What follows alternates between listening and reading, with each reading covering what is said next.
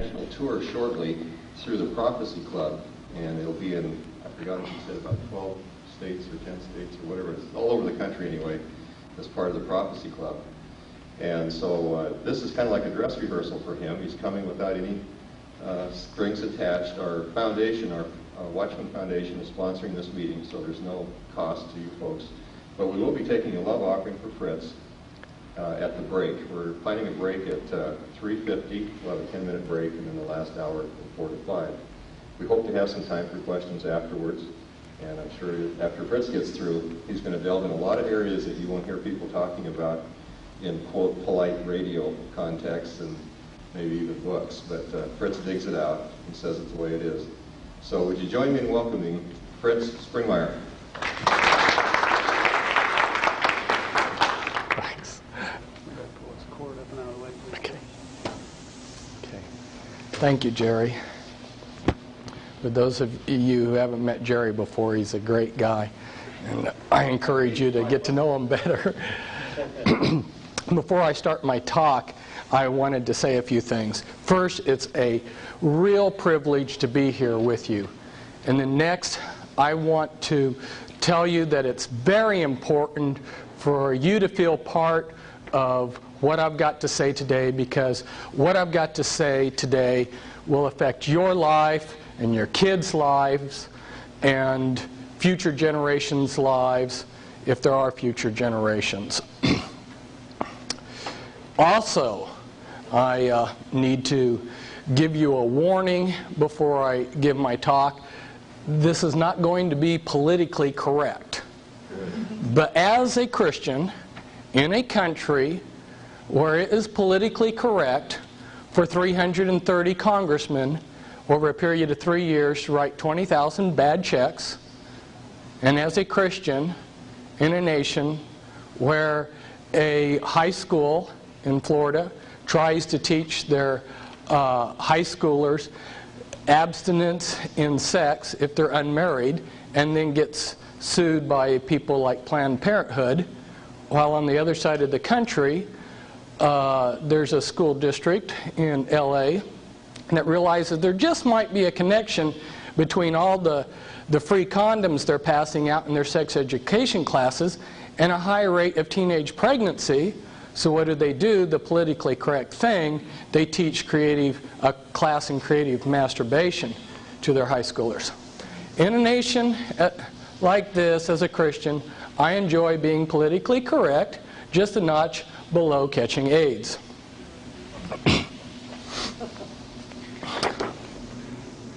I need to give you one other warning, and that is, you need to find someone on break, probably, who you can talk with tomorrow.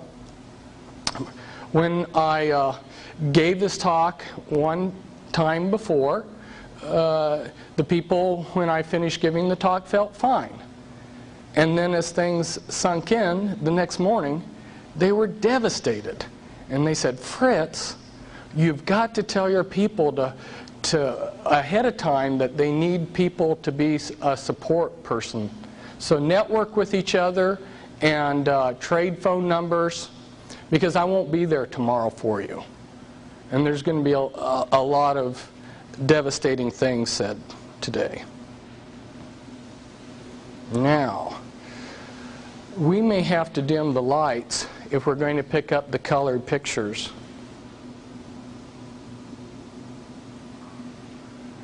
And I'm concerned that some of these, we're not even picking up all of the... You can move it closer, Fritz, if you want. Let's, yeah, we'd better. Otherwise, you're just going to miss out on too much. One left pointer helps out another. Yeah. Okay. Now let's see. Are we close enough to pick it all up? Probably. Seeing whether it's focused. Okay. Okay. Thanks. Wasn't a very good picture anyway. That's true. It's a transparency made off of a photocopy.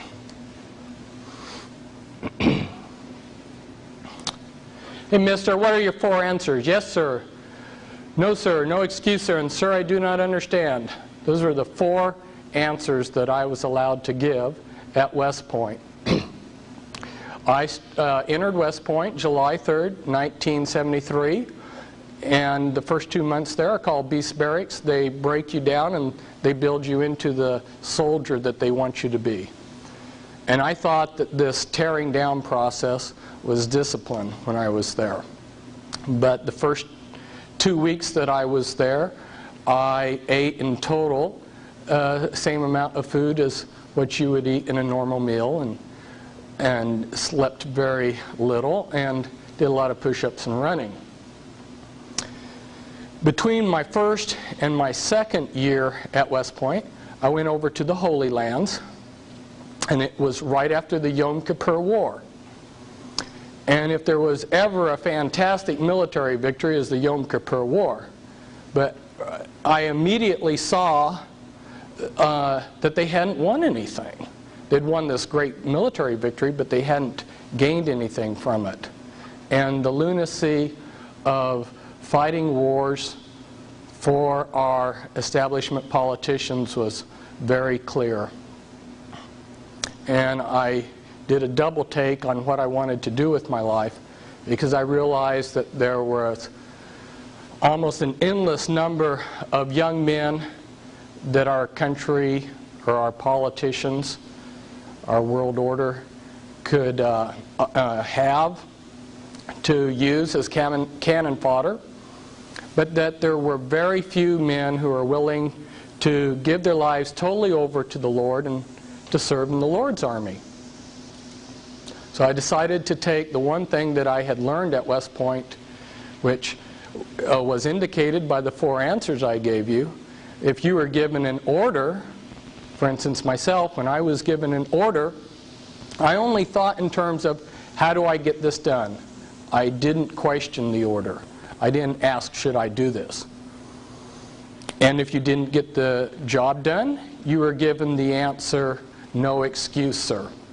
So you learned responsibility and obedience. And I took that one valuable lesson that I had learned at West Point and decided to apply it to my life. So when I resigned in my second year, I was determined to do the Lord's will, no matter how silly that was, no matter what it was that the Lord wanted me to do, I was going to follow through and do it with the same determination that I had followed out orders at West Point. Now, if we start to look for God, where do we begin? In the beginning was the Word, and the Word was with God, and the Word was God. In the beginning was a symbol, and the symbol was with God, and the symbol was God. We use symbols to design, to communicate, to observe our world. The symbols that we use are what elevate us above animals. They allow us to design things. For instance, this is just a sample that I thought was interesting. I had a friend who had been in the Illuminati, and he was murdered this year. But off of the top of his head, he, from his photographic memory, he said that the tetragrammaton equaled this formula for DNA. And I'm not saying that it does or doesn't. I thought it was an interesting use of symbols, because God has allowed himself to be represented by a symbol, a set of symbols, the tetragrammaton. And also Christ said, I am the Alpha, the beginning symbol, and I am the Omega, the ending symbol. Symbols are very important. In fact, from what I have discovered in Satan's bag of tricks, if he just uses the one tool alone of manipulation of symbols, he has enough power to control our lives. So we're going to deal with symbols. So now we're looking for God, which is a term, the symbols represented by God.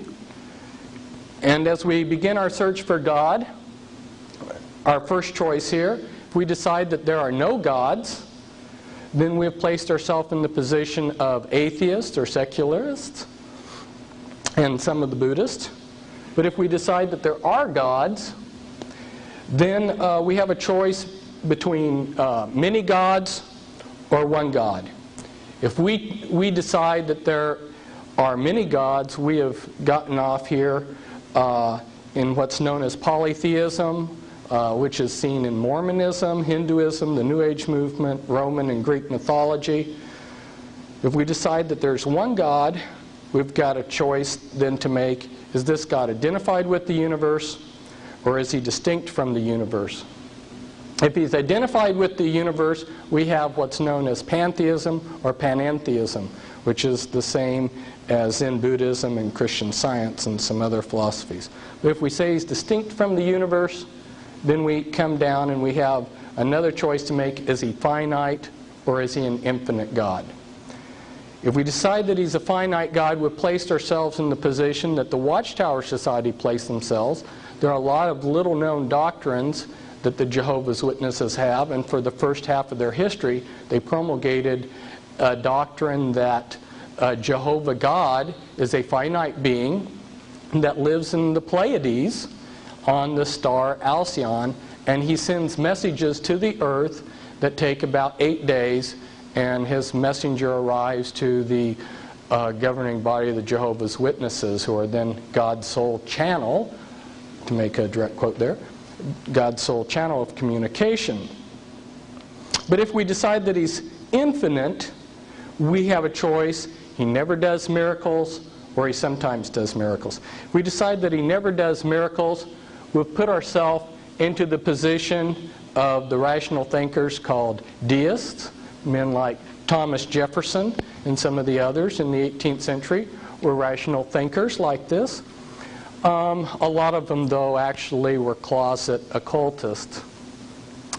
And if we finally come down here that this infinite God sometimes does miracles, we've placed ourselves into the faith that Abraham had, and is also seen by Islam and some types of Judaism, and your mainstream Christianity.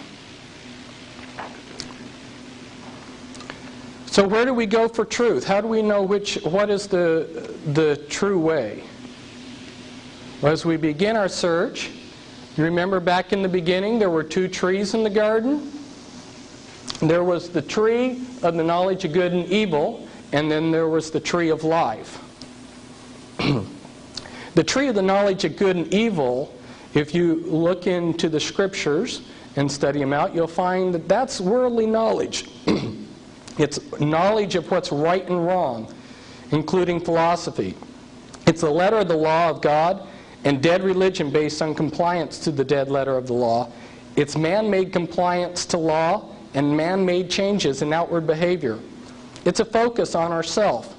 And when we focus on ourself, then we end up either becoming lascivious, where we just indulge ourselves, or we end up with a problem that's prevalent in a lot of Christianity, where we have self-righteousness. It also includes a false trust that worldly philosophy and other fruit of the tree of the knowledge of good and evil will expose Satan. This is one of the major problems today. The fruit of the tree of the knowledge of good and evil will not expose Satan, because Satan comes as an angel of light. And we'll get into that even deeper as we progress through this talk.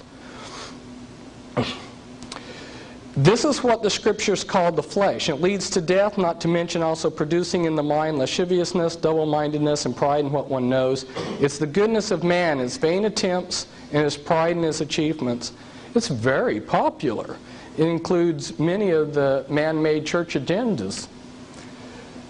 But there was also another tree in the garden. That was the tree of life. And that includes a fear of God, peace, God-centered knowledge that is relevant to what God is doing and therefore wisdom.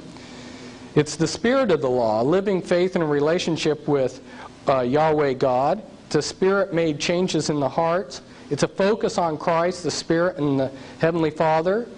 It exposes Satan and his influences by correctly using the living Word of God written by the Spirit along with the guidance of the Spirit.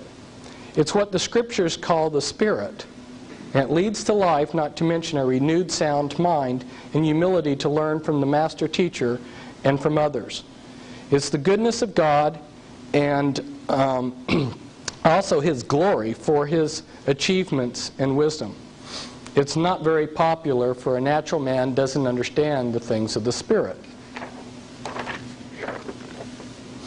But we have a problem back there in the garden. What entered into the garden? Evil. And this is a problem that confronts all of us.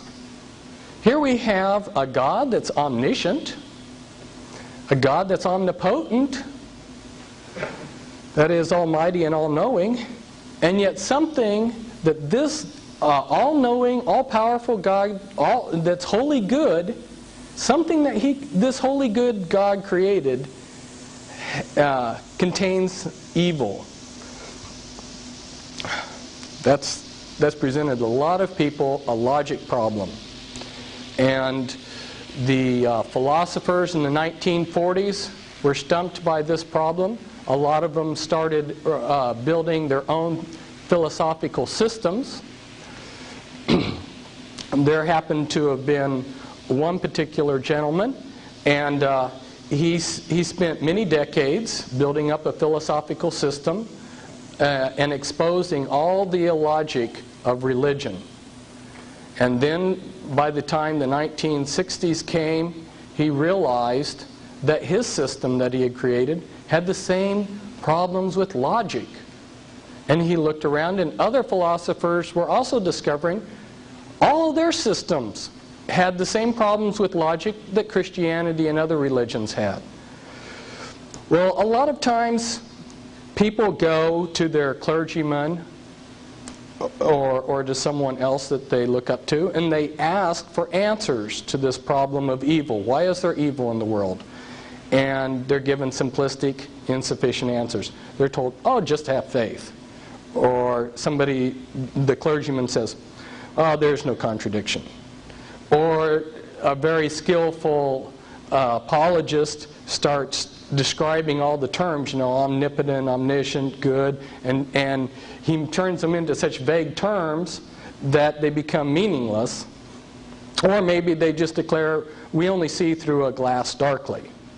Okay, these insufficient answers leave many reasonable persons deeply disturbed by the absurdity of conventional belief in God. Some have decided that human life is self-defeating, tragic, and absurd.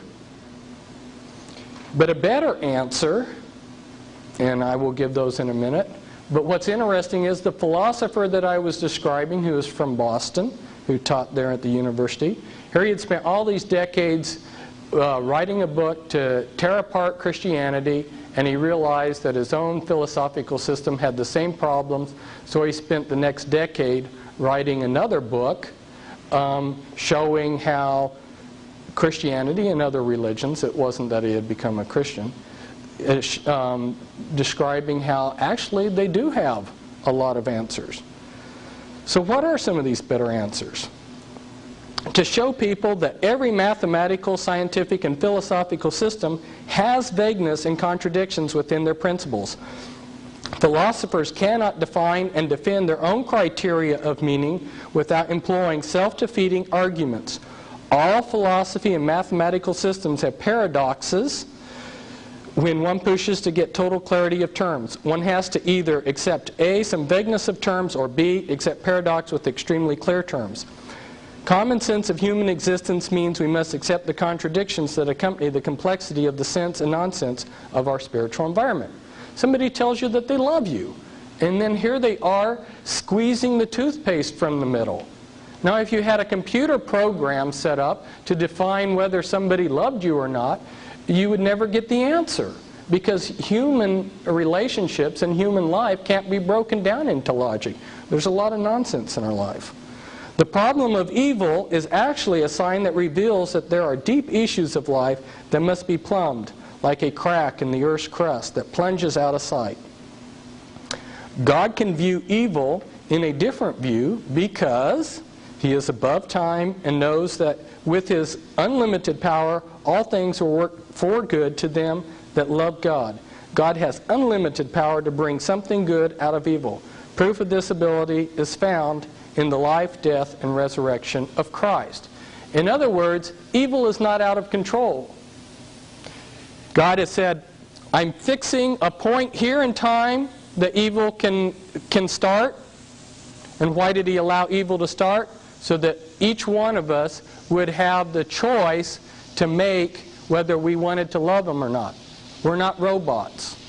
If we were programmed to love Him, it wouldn't be real love. But we have the choice to reject Him and do whatever we want with our life. So He set a point here, and He said, evil can exist from here to there.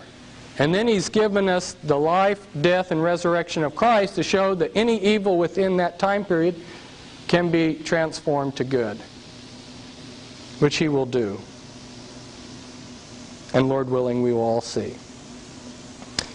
In order to bring true love into human existence, God had to allow choice, which includes the choice of rejection and disobedience by His creation. After a period of allowing mankind to choose to love Him, God promises to destroy evil. Now you're asking, well, Fritz, we all know this. We all have to face this issue either on a conscious or a subconscious level. We all wrestle with the problem of why is there evil when God is so powerful and so good? Well, the reason why I'm telling you this is because it's very easy for somebody to come up here and expose evil and not give you hope. See, I was called to do three things. I was called to expose evil, to give hope, and call people back to the Word of God. That's my assignment. Okay, there's a lot of people in prophetic ministries that they're able to give real easy hope. Oh, just vote these crooks out of office. You know, if you don't really expose evil, you can give simplistic answers. But if you really expose evil, and how many people really plumb the depths of how evil this world is, then you've got a really hard task to try to give people hope. But that's what I'm trying to do. Because this is very important. That's why we're going over it. Because given a chance, I'd destroy the foundation of practically everything you believed in. And I may today.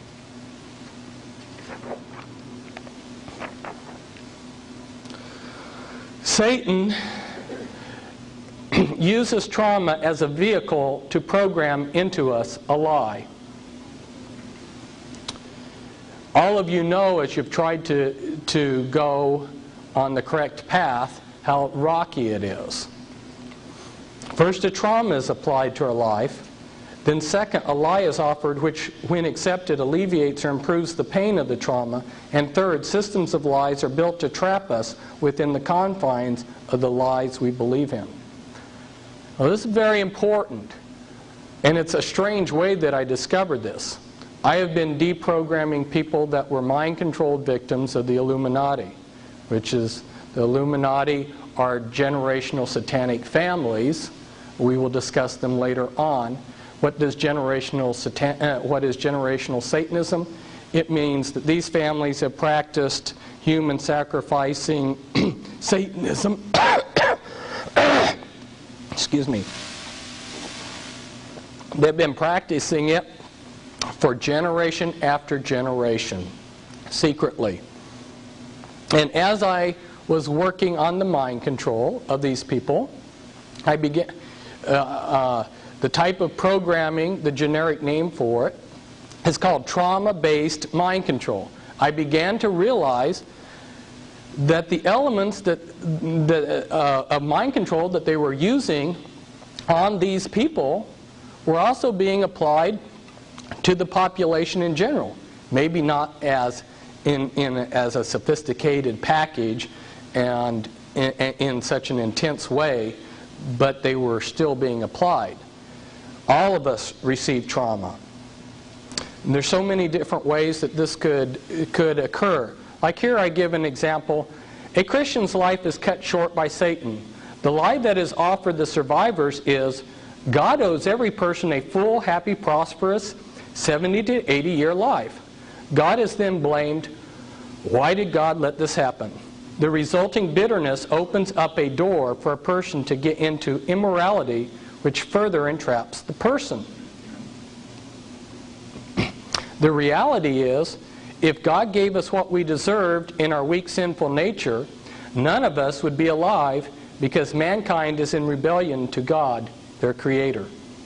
People need to focus on what we have received from God, not what we haven't received. To focus on what wasn't given rather than the great gifts that have been given is ungratefulness.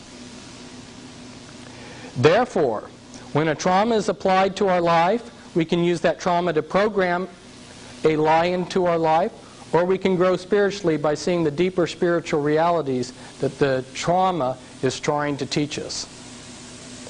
For instance, if we're in a marriage, the problems that we receive can either draw us together or split us apart. The couple will either see the deeper spiritual realities and bond, or they will attach themselves to the lies that Satan provides to alleviate the pain. Another example of how this is happening, so you get a better idea. Let's picture ourselves in India many thousands of years ago, and a trauma is applied to our country. Then the lie that is given is if you worship this phallus symbol, this stone statue here, that will alleviate your pain. So they do, but the catch is since there's a demonic aspect to all of this, that there is some relief from the pain. And that's the lie. So then people grab a hold of the lie. Well, I received some relief from this trauma by worshiping this phallus symbol here. So then that is, Satan does a series of things that locks that in as a tradition of those people. And then the lie is locked in. The people are trapped in the lie. And this is all used in mind control programming on a micro scale, on a single individual. What I'm going to be covering today is material that's in a number of my books. First, we're going to go over material that is in an 800-page reference book I wrote back in 1991, Be Wise as Serpents, which shows how this all connects on the physical level. And I will also later be getting into the mind control. And there are 2 books back there which I've co-authored. The most important one for you as an introduction to the subject is Volume 2, The Illuminati Formula Used to Create an Undetectable Total Mind-Controlled Slave. And we'll be getting to that topic later on. And before we do, we will also cover material covered in another book of mine entitled The Top 13 Illuminati Bloodlines.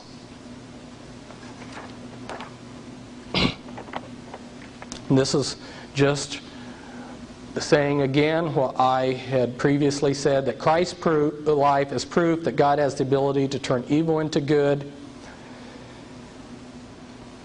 Suffering is used to take our eyes off of trivial things to see deeper eternal realities.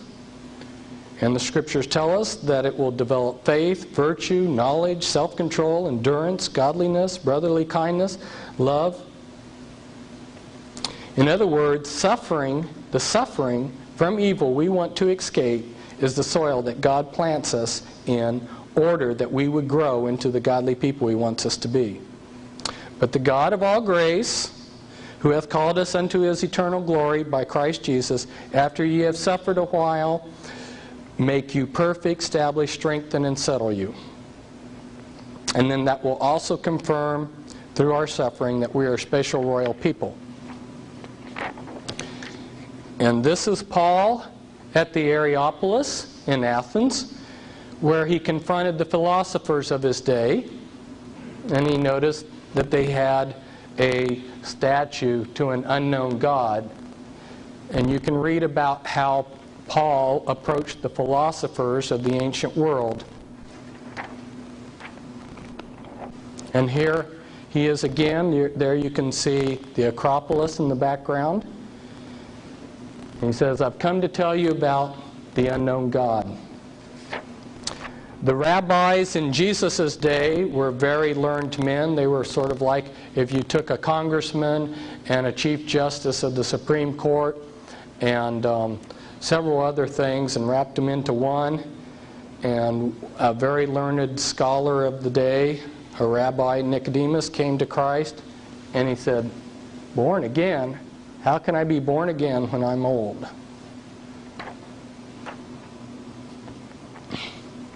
Now remember, we talked about going to the tree of life for knowledge. The Spirit of God revealed to me that there's certain principles that allow paradise to function. These are the elements of God's paradise. Before we study the counterfeit, we're studying the real. God gave me some confirmation on this revelation.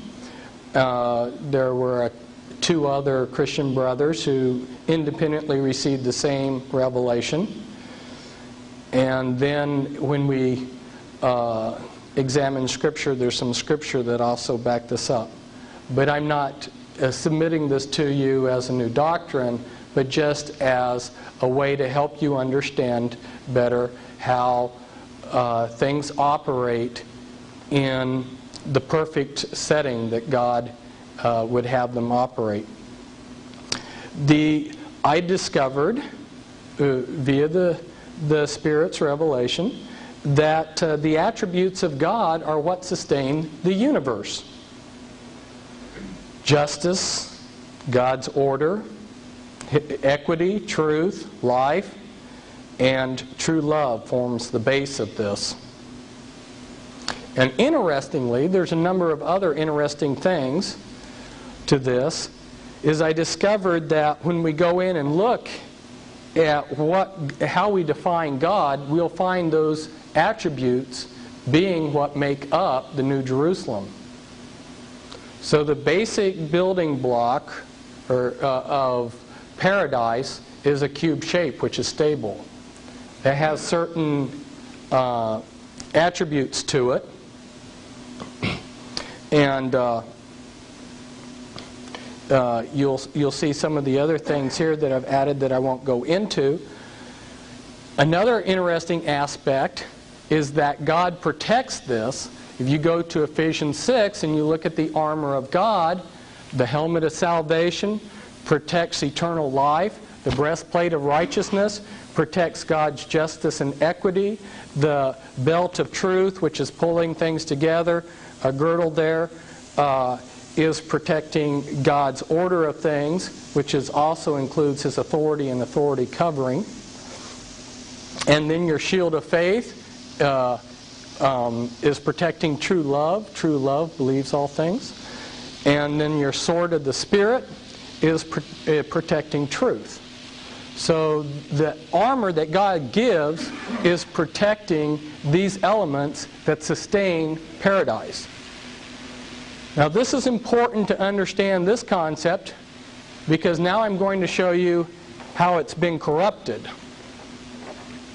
This was also given by revelation, and it was also confirmed by some other brothers, but then it also got confirmation from a real interesting source. Besides my brothers in Christ, a man named Norman Dodd, who was placed in charge of the Reese Committee in 1953. He was the chief investigator. The Reese Committee was assigned by Congress, and they were hoping that they wouldn't do a very thorough job, to investigate the un-American activities of the foundations. Norman Dodd had spent his entire life rubbing shoulders with the movers and shakers of the world. He had been a banker. He had been in and out of a lot of the types of activities that the world's elite are involved in. And they thought that he was one of them, which is one reason why they would visit so freely with him. But he wasn't. And in rubbing shoulders with these people, he came to discover that they knew exactly how to run the world. And I've also discovered that too. I've worked with a lot of high-level people that have defected to Christianity out of the Illuminati, and I've done years of research, and one of the things that I've discovered is they've given us only the crumbs of what they know, and if they wanted to run the world perfectly according to this model, they have all the formulas, they know how to do it. But they're manipulating this world system for their own benefit. Now, Norman Dodd discovered that the shape of the world system that was set up was this double pyramid, double tetrahedron, and he discovered that there were 6 things that made up this world system. In fact, his life was threatened when he showed one of the elite this model. So there must be something true. When he showed this to Alexander Sachs said, "I got to get out of here, because if I stay and listen to you, your life's gone." You've got order, which is represented by the state, wisdom, which is value, equity as seen in the marketplace, justice by the courts, wealth, the prices. And here I've added to what Norman Dodd had by including health, which is a function of wealth and a possession, and then truth down here at the bottom, which is represented by church. And by manipulating these different elements of the world system, they are able to control the world. One example of the type of manipulation they do is they make people think that equity and justice are the same thing, and they distort what was a pyramid with a base of 4 points to a 3-pointed pyramid. They just play around with this model any which way. There's a lot of things, a lot of manipulation, and later on we'll probably get to the transparencies, which show some of the books where they even give the detailed formulas for how to run these different elements. If you go to the scriptures, there's a word that occurs, stoicheia, and Bible translators have thrown their hands up and said, we don't know what this means. If you go to the classical Greek writers, they use the word stoicheia to mean elements that make up something. And Apostle Paul warned us, and there's like 6 or 8 Bible verses that warn us against the elements of the world system. I believe, even though it hasn't been revealed before, that these are the elements, these are the components that we were being warned about by Apostle Paul. And he said, don't be deceived or taken in by these elements. Now, one of the things that I can do, had I the time, to go in and show you how each one of those elements is controlled. We will touch briefly on those different elements, and I will give you, as quick as I can, in a short period as I have, a thumbnail sketch so you can understand how each of those elements is controlled. This was something that I came out with in my Be Wise as Serpents book. I'll not go into this particular chart this time, but I'm just showing you this real quickly to show you that there is a whole scheme of things on how to control the church. But this is what I really want to go into. This is maybe one of the most important things that I'll be able to share with you, and you have it in your handout. If we go back to the Garden of Eden, when evil or Satan came into the garden, he said that the fruit of this tree, of the knowledge of good and evil, would give them salvation. That's salvation through knowledge. That's Gnosticism. Okay? Now they began to realize that knowledge is power. But of course, you don't want to give all your power away instantaneously.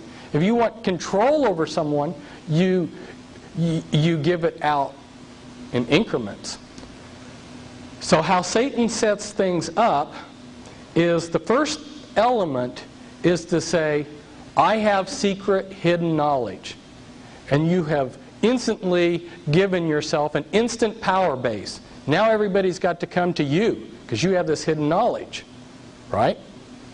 And I'll cover 3 words here. If you go in and look at witchcraft or any of these others, they'll use the words esoteric, arcane, and occult.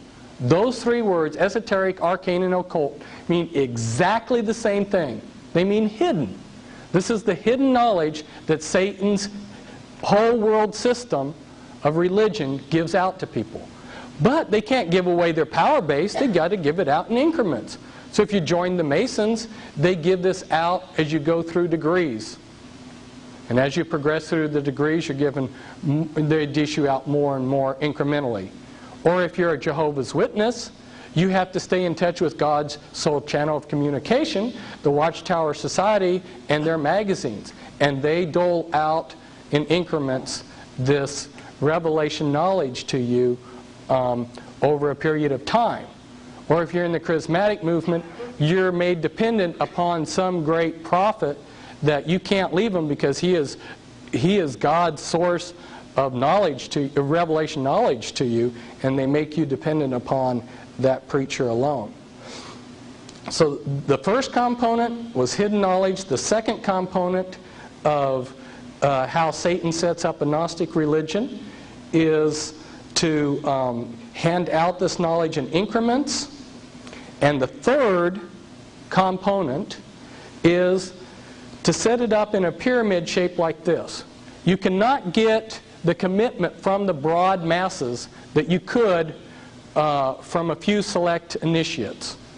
So they will have a group of initiates who are a higher class, and they'll have almost basically one religion for them, and then they'll have another religion for the broad masses.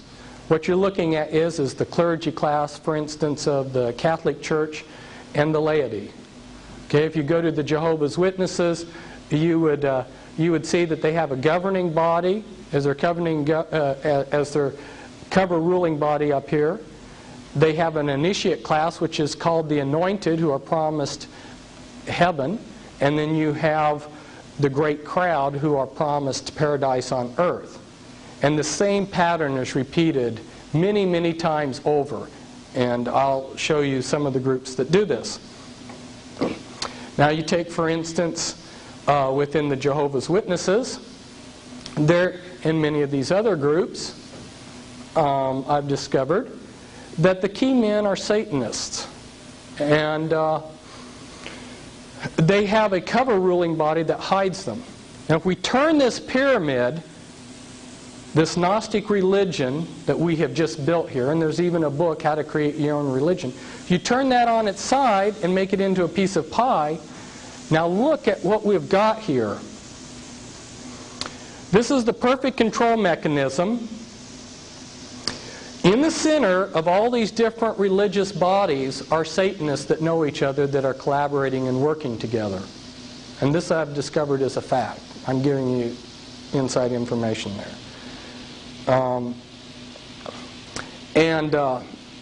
Then surrounding them are the visible ruling bodies of these religious bodies. And then you have a priesthood within, or an initiate group within that religious group.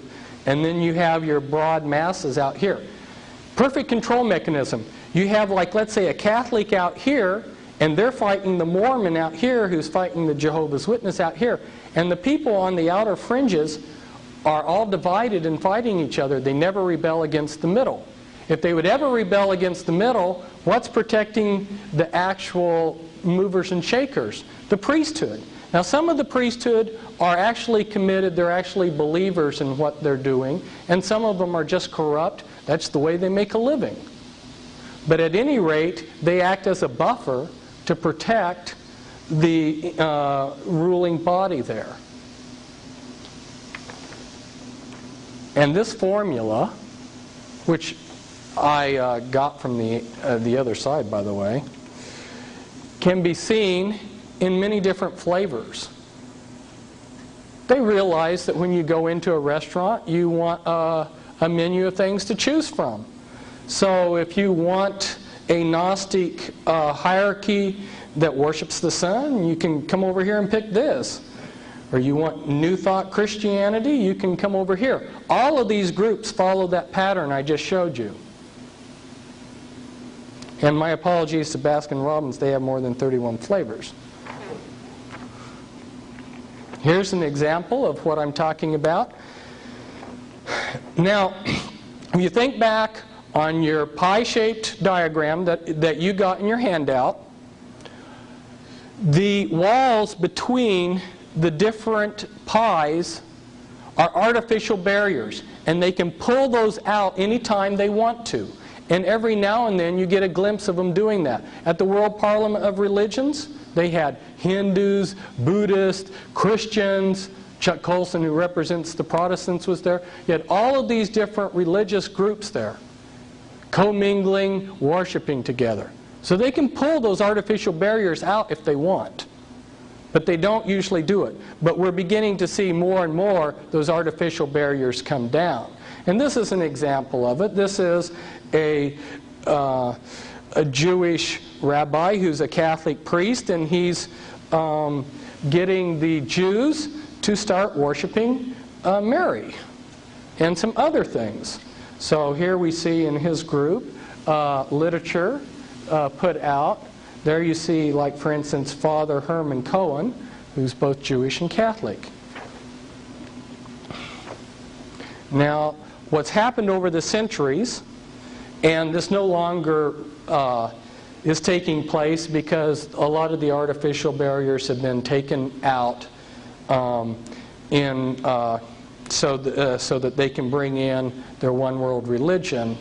But prior to about 1950, the way that they had set this up is that the Illuminati worked through front organizations. Those front organizations then covered themselves behind monotheistic religions. So behind Protestantism, you had Freemasonry pulling strings. Behind Roman Catholicism, you had Jesuits. And behind your Jewish community, you had your Sabbatians, your Frankists, communists. Behind Islam, you had Sufis. How many people knew that Colonel Gaddafi was a Sufi? Does that make a little bit more sense why you see a Freemason in the CIA maybe collaborating with Colonel Gaddafi?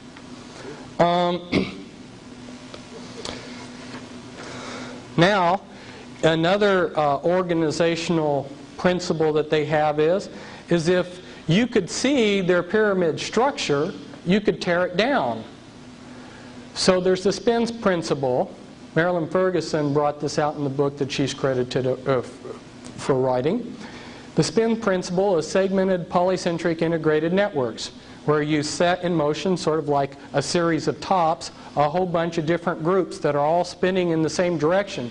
Then if the opposition comes, all they see is this one group. They can take it down, but they don't take down the whole network. And this is just New Age teaching institutions. But this is another example of some more New Age groups.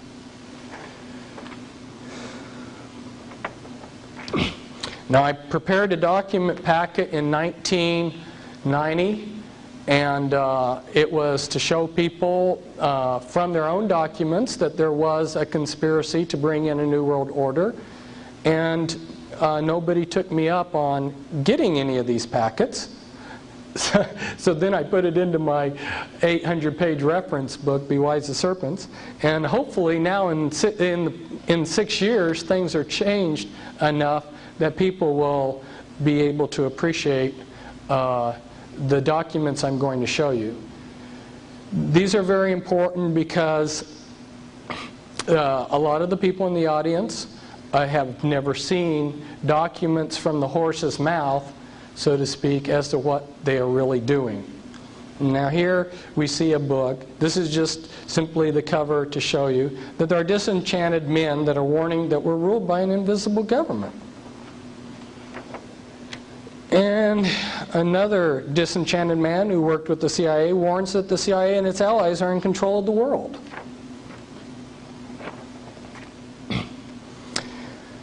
Now, because it was difficult for people to see the text, but I wanted to show you the whole page of what where I got the quote from, I have pulled the quote up and enlarged it over here to the side.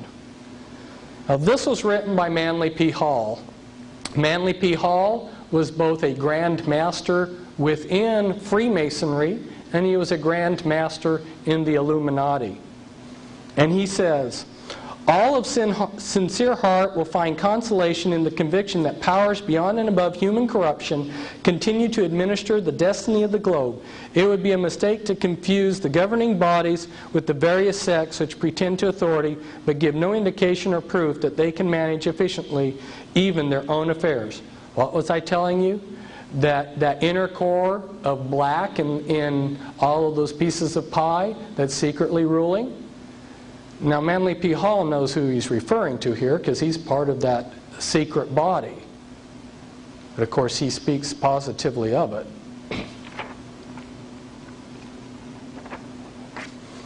And here's a picture of Manly P. Hall, and this is the Scottish Rite Journal in November 90.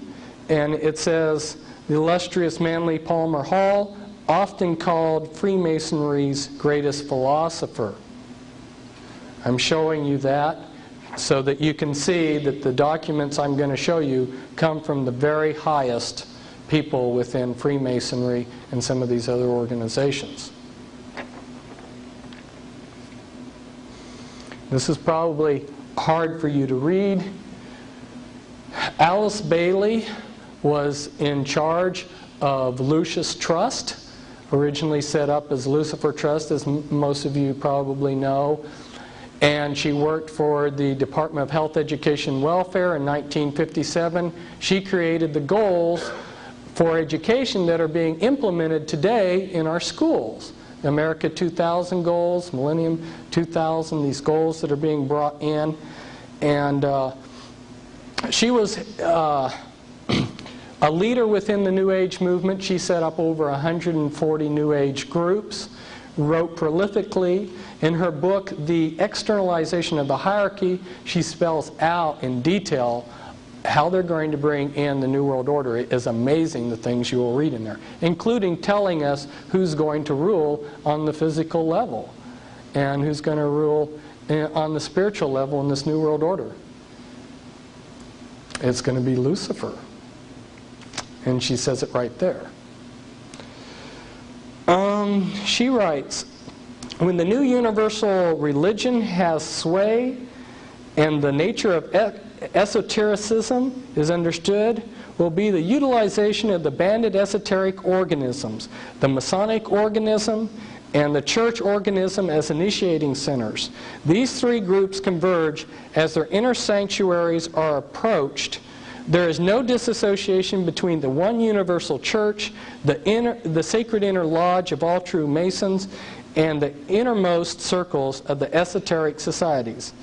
In other words, she's saying that Freemasonry is going to be the religion in the New World Order, or the New Age, as she refers to it variously in different parts of her book. Interestingly enough, other New Age leaders say the same thing. Benjamin Krem, who you've heard about, he says that Freemasonry is going to be the religion, the one world religion in the New World Order. Lola Davis, another New Age leader, says the same thing. And here Alice Bailey, again on another page in Externalization of the Hierarchy, says, there is no question, therefore, that the work to be done in familiarizing the general public with the nature of the mysteries is of paramount importance at this time. These mysteries will be restored to outer expression through the medium of the church and the Masonic fraternity. If those groups leave off being organisms with material purpose and become organisms with living objectives, When the Great One comes with his disciples and initiates, we shall have, after a period of intensive work on the physical plane, beginning around the year 1940, the restoration of the mysteries in their exoteric presentation as a consequence of this first initiation. In other words, they're going to restore the mystery religions of Babylon. And if you look at what's been happening in the churches and in the schools, you will find that that's true. The concept of externalization of the hierarchy is that we're going to take what was done in secret in the lodges, in the secret fraternal organizations, and we're going to externalize it out into society. This was something that, this was a program in a Portland public school where my wife teaches. And instead of Christmas programs for the last 15 years, they've had winter solstice celebrations, which is an occult celebration. And this celebration a few years ago was celebrating Lucifer, the light bearer. And this was the program for it. And during the play that the children put on for the parents that came, the children wore barcodes on their forehead. Some of the children had acceptable barcodes, and some had unacceptable barcodes. And then they did occult rituals. This is what's replaced Christmas in the public school. And I was using this on some of my talks, and I thought, well, I'll just send this to Tex Mars, who's another researcher, and he put this on the front page of his next newsletter. Externalization of the hierarchy. It's all around me, wherever I go. And these are some of my dog and pony show, because when I go out to get fast food, and I go to one fast food place, and here's a wizard with an owl, which is Lilith, and his energy ball. He's throwing an energy ball here. And then I go down to the next fast food place down the street, and they're teaching you how to hypnotize your parents on their sheet. And then I go down to the next fast food place, and they've got another similar looking wizard here, and it says fire and ice. Fire and ice are very important symbols for the occult when they're paired together.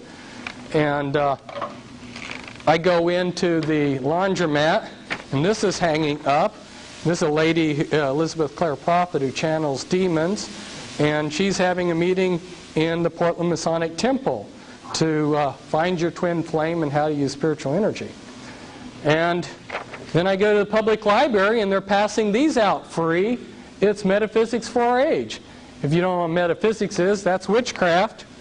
And right there in Multnomah County, which is Portland, on the front of their books, on some of them, if you'll look at the library logo, it's a snake swallowing its tail. Well, if you'll look in Manly P. Hall's book on page 100, The Secret Teachings of All Ages, you'll find that that's an Illuminati symbol. In fact, they even use the word Illumo there on their seal of Multnomah County Library. On page 100, which is C in his book, he says that a silver ring of a snake swallowing its tail is a symbol of rank within the Illuminati. When I met the Grand Master for the Illuminati for a 3-state area, guess what he was wearing on his hand? It was a silver ring of a snake swallowing its tail. I tell you that for several reasons. One is that ring was a symbol of rank within the mystery religions. The Illuminati is simply the continuation of the mystery religions that we are now talking about, and you're seeing documentation about by people by Alice Bailey. When she's talking about restoring the mysteries, she's talking about restoring the mystery religions. And here she says, by means of the educational work of the world, the great Lord seeks to reach those of the intelligent public who cannot be reached by means of ceremonial and symbolism as in Masonry, or by religious means and ritual as in the church. It touches the masses and those in whom an intelligent aspect predominates to the lessening of the other two aspects. In other words, we're going to try to teach them the truth, the mystery religion truth, in the fraternal organizations. But not everybody goes to a fraternity like the Masonic Lodge. So then we'll try to get them in the churches. But not everybody goes to the churches. So our safety net is education. And I just threw this in because this was something put out by a group called Triangles, which Lucis Trust formed. Lucis Trust happens, by the way, to be one of the publishing arms of the United Nations. And it's located there on United Nations Plaza. And they've got offices in Switzerland and England, London, England, and New York, which are elite headquarters, as you know. And, of course, their triangle groups are in, as you see, 110 countries from this letter. And this next document, this is the cover of the official magazine of the Supreme Council, the 33rd degree of the Freemasons, and it's been called the New Age magazine for over 100 years. And in the 70s and 80s, the Christians were still debating whether there was a New Age movement, and the Freemasons had been carrying out, promoting the New Age movement for 100 years. And inside this particular cover, I pulled out a page, and guess what it says here? As stated before, God's plan in America is a non-sectarian plan. Our Constitution is non-sectarian. Our great American public schools, God's chosen schools, are non-sectarian. The great spirit behind this great nation is non-sectarian. Our great American public schools have never taken away from any child the freedom of will, freedom of spirit, or freedom of mind. That is the divine reason that great God, our King, has chosen the great American public schools to pave the way for the new race, the new religion, and the new civilization that is taking place in America. Any mother, father, or guardian who is responsible for the taking away of freedom of mind, freedom of will, or freedom of spirit is the lowest criminal on this earth, because they take away from that child the God-given right to become a part of God's great plan in America for the dawn of the new age of the world. Shame on you, Christian parents, for sending your children to a Christian school. You're the lowest criminal. That was back in the 50s. And back in 1920s, the Ku Klux Klan and the Masonic lodges in Oregon carried out the first of a whole series of acts designed to destroy the Christian schools. If you wonder why this Christian schools, which used to be the foundation of schooling in this country, disappeared, look to the Freemasons and groups that they created, like the Ku Klux Klan. This is again from Manly P. Hall's book, another of his books, America's Assignment with Destiny. He's got several where he spells out very plainly in esoteric language what's going to happen. He says, the genuine esoteric associations always required that disciples prepare themselves for careers of practical service. The student was expected to attain to a state of unusual skill or proficiency in some branch of learning. He was then to practice this profession or craft as a means of extending his sphere of constructive influence. He was to teach through example, enriching his chosen vocation with the overtones of enlightened religious philosophy, thus gradually creating a significant zone of influence. He was available for whatever tasks the keepers of the great plan required. Okay, people who join Freemasonry, what are they being used for? To implement the plan to bring in a new race, a new world religion. And if you read in his books, you'll find out what this great plan is. It's the New World Order. So if you're in an esoteric organization like Freemasonry, that's what you're to be used for. And this is Alice Bailey. And Alice Bailey, by the way, was in co-masonry, or women's branches of Freemasonry. And she says, the three main channels through which the preparation for the New Age is going on might be regarded as the church, the Masonic fraternity, and the educational field.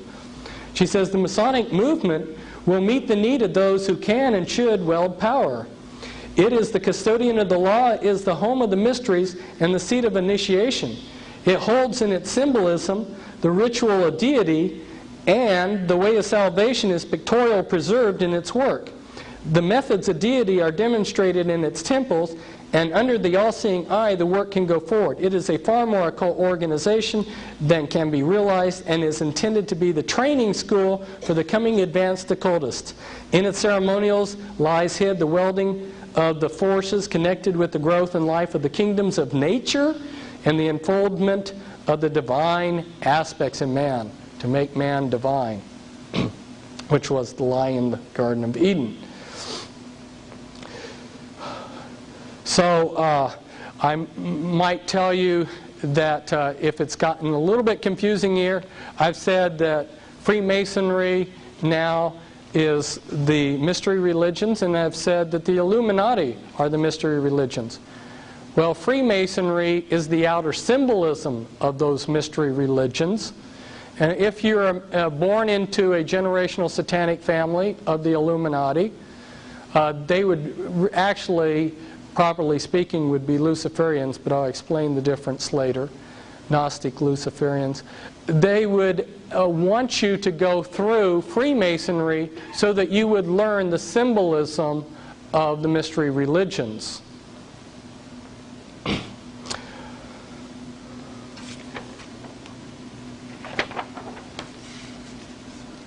And this is Albert Pike. Albert Pike was he's been called the Pope of Freemasonry. He was the head of all of Freemasonry in his day. And he wrote Morals and Dogma, which when you get to be a 32nd degree Freemason, you are given a Morals and Dogma book, which belongs to the lodge, and then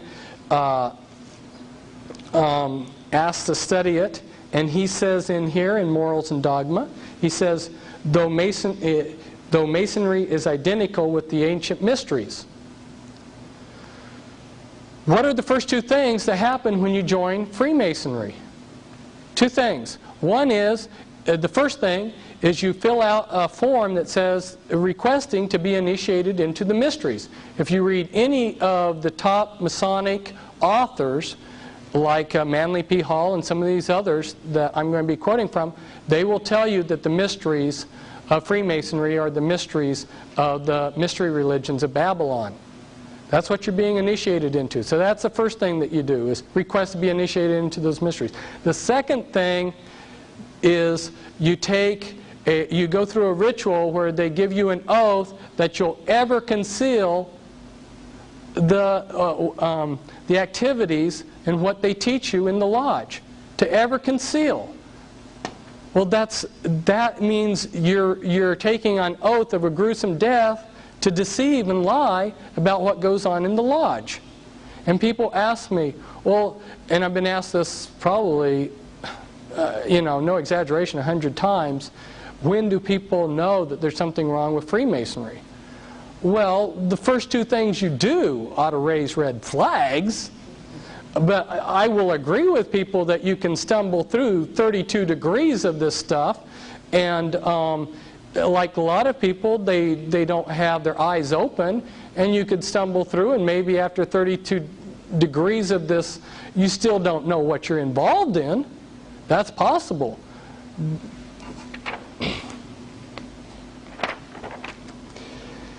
Now, you'll see that what I'm quoting here, I have these a little bit out of order, but you'll see in another transparency that this comes from the highest, what he says is on the authority of the highest level of Freemasonry. And in here he says, this is Clymer in Ancient Mystic Oriental Masonry, and he says, Obelisk and Freemasonry. According to our reading of history, the priesthoods of Belus or Baal in Assyria, of Osiris in Egypt, of Jehovah in Palestine, of Jupiter in Greece and Rome, of Ahura Mazda in Persia, or Brahma in India, and of two states in Britain were primitive secret societies who instructed and governed the primitive families and races. It little matters whether we call the members of those priesthoods Bilites, Pastophori, Levites, Curatists, Magi, Brahmins, Druids. They were connected by secret ties and intercommunicated from the Indus to the Tiber, from the Nile to the Thames. Hence, there ever has been, is, and ever will be Freemasonry on our planet. There were many mystery religions in the ancient world. Each of those mystery religions, if you go back to your pie-shaped diagram, had a secret ruling body. Those secret ruling bodies collaborated. There was a governing body that governed all of the mystery religions. That's what he's talking about here. Okay, and I have some of the codes or the keys to unravel that worldwide unity that existed long ago. This is H. Spencer Lewis in his book Rosicrucian Questions and Answers. He says, I have to move this around so I can see it because this bright light's in my eyes, but he goes, everyone with common sense will appreciate the fact that a book claiming to be a complete presentation of the secret teachings and secret ritual of the Freemasons would be unworthy of purchase at any price, for one would know instinctively that the contents of the book could not possibly fulfill the claim made by the title. The same may be said of books dealing with the subject of Rosicrucian philosophy. The things that I'm telling you about, if you ask a Freemason, they're not going to confirm them. They're not going to validate them. And this, on the previous book that you saw by Clymer, I have this in here because he says, I quote from the highest Masonic authorities in the world, and that which concerns mystic masonry comes direct from who knows and who has no superior in this work. So I'm giving you information from the top, in case you doubt these authorities. This is simply showing us, again, in the same book, that Masonry was founded on the ancient wisdom religions, and when founded was not known as Masonry. It was known as mystery religion. And this quote by the same man in the same book, Ancient Mystic Oriental Masonry, the religion then of Masonry is pure theism, on which it... that's good enough. And by the way, Clymer's quote there, as another one of the previous quotes, was from Mackey's, one of Mackey's works. And so you have two high-level Masonic authorities, both validating the same thing in this quote. Here's another quote from, this is from Mackey's Masonic Jurisprudence, and found, Clymer is quoting Mackey's Masonic Jurisprudence. So broad is the religion of Masonry, and so carefully are all sectarian tenets excluded from the system, that the Christian, the Jew, and the Mohammedan, in all their numberless sects and divisions, may and do harmoniously combine in its moral and intellectual work with the Buddhist, the Parsi, the Confucian, and the worshipper of deity under every form. No wonder it's going to be the religion of the New World Order. And this quote here is just showing that Masonry is claimed to be the pagan mystery religions by Masons. And this is at the House of the Temple in Washington, D.C., not far from the White House. This is one of the rooms in there in the House of the Temple. There's another room further in this temple, which is much smaller, which has 13 chairs, which is one of the rooms that the Illuminati's Grand Druid Council meets in.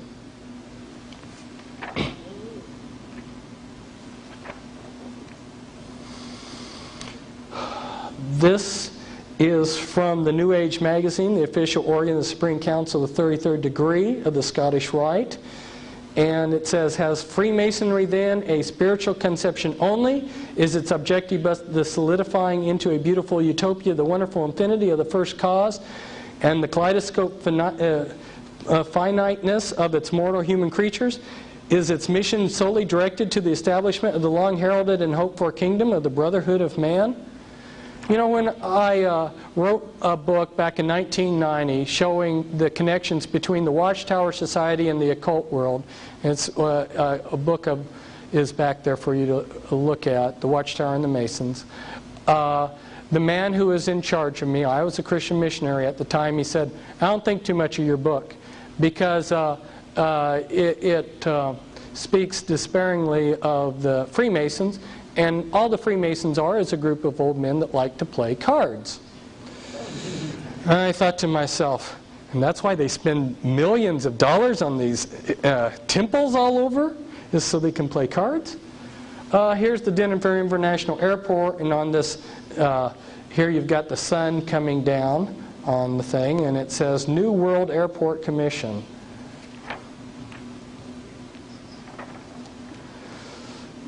This is Manly P. Hall again. He says, when evaluating the esoteric groups, that would be like the Rosicrucians and Freemasons and Lucis Trust, etc., of this period, the most reliable guide is their acceptance of the responsibility of the Great Plan. I've already explained that's the plan to bring in the New World Order. Progress is not ordinarily for the advancement of the individual, but for the unfoldment of the universal project. The real esoteric schools still labor towards the goal of the world commonwealth, that's the United Nations, so to speak. The plan remains utopian, and the disciple advancing through the grades of a legitimate initiate system is being prepared not for personal emancipation, but as an instrument for the liberation of his fellow man. Now, I want to point out something to you about that word utopia. It's Greek for meaning nowhere land. That's what Satan holds out for his people, is a utopia, in contrast with God's paradise. Okay, now there's a big distinction between that cube-shaped model that I showed you and the double pyramid. What's the distinction? And this is a distinction that you need to catch. When they started this country, most of the men that founded this country were Freemasons. 33 of the 35 signers of the Declaration of Independence were Freemasons. If you look at the Declaration of Independence, Thomas Jefferson, who was a member of the Illuminati, he wrote, nature's God. You know, he talks about nature's God. What kind of God did Thomas Jefferson believe in? He believed in the type of God that these people who worship nature, your Wiccans, believe in. And that's what he was referring to. And the Constitution was constructed to be the carrot to bring us into this New World Order. It was to be the most perfect form of government that Satan's world system could construct, so other people would want to revolt. And they created this on purpose, this Constitution, so that like a thread in a garment, you could pull this thread and unravel it. Okay, it was intentionally created that way. But there were some very fundamental differences between our Constitution and God's paradise. And let me explain that, because it's why we're in a lot of trouble. If you'll go back and look, remember we talked about in that earlier diagram about God being the lawgiver and order. Remember, that was one of the elements of paradise, God being the lawgiver. When they set this country up, who did they make as the lawgiver? The legislature. So, where the Bible says homosexuality is a sin and wrong, that's the law, right? Homosexuality is wrong. That's the law of God. But by usurping the role of God and giving the role of God to man so that they can be the lawgiver, now in our country they can come along and they can debate whether homosexuality is good or bad, and if they decide that it's good, they can promote it however they want. See, that's a fundamental difference between paradise and the Constitution. Not that the Constitution doesn't have a lot of great things about it, but you have to understand it relates to the utopian concept that Satan has been promising the world. Now, this comes from a Masonic magazine, the Masonic Review, and it says, Masonry's greatness is not in the antiquity of its beginnings, neither in its conservatism, but rather in the fact that it has always been a leader of thought and action. I repeat, a comprehensive understanding of the history of Masonry leads us inevitably to the conclusion that not through conservatism has it most served the world, but rather through its spirit of unrest, its utter abhorrence of unnecessary restraint, its abiding love for the liberty, its unconquerable desire to progress away from the old to the new and better conditions. Whenever the conflict has been waged between the old and the new, between a narrow conservatism and real progress, our Masonic brethren have been found on the right side. Witness the members of St. Andrew's Lodge of the Green Dragon who threw the tea into Boston Harbor. I wish I had $1 for every time an American talked about the Boston Tea Party being a tax revolt against high taxes. What really happened? You can change history by just altering a few facts and a few details. What happened is that English Parliament drastically cut taxes. They drastically cut import taxes so that they were bare-bottom taxes. Now, the Freemasons of the time were smuggling illegal goods into the colonies. They were smuggling a lot of opium in the bottom of ships, and they were also smuggling other goods like tea. When import taxes on legitimate tea were cut drastically, it meant that their illegal tea no longer was profitable, and they were going to lose out on their smuggling. So when these Masons got together for their lodge meeting at this Green Dragon Inn, and I want you to remember that name, Green Dragon, for later, they decided, and you can see it in the minutes of their lodge meeting, they closed the lodge meeting immediately and then discussed how they would form this Boston Tea Party. And they dressed up as Indians, and their Masonic lodge went down and did a criminal act, and there happened to be this captain who was just in the wrong place at the wrong time, and they took millions of dollars of his cargo and dumped it into the harbor. And since that time, history has been warped a little bit, and people see that as a great patriotic act. And here, in my Be Wise as Serpents book, is one of the diagrams that I put together showing Masonic lodges during the American Revolutionary War period. And I could talk for a week about how the Freemasons created the American Revolutionary War for the Illuminati, and how it was actually won, and a lot of the secret things about it, but we don't have time to go into that. And this is again from Morals and Dogma by Albert Pike. This is again, as I said, given to 32 degree Scottish Rite Freemasons. And he says, the blue degrees are but the outer core or portico of the temple. Part of the symbols are displayed there to the initiate, but he is intentionally led by false interpretations. It is not intended that he shall understand them, but it is intended that he shall imagine he understands them.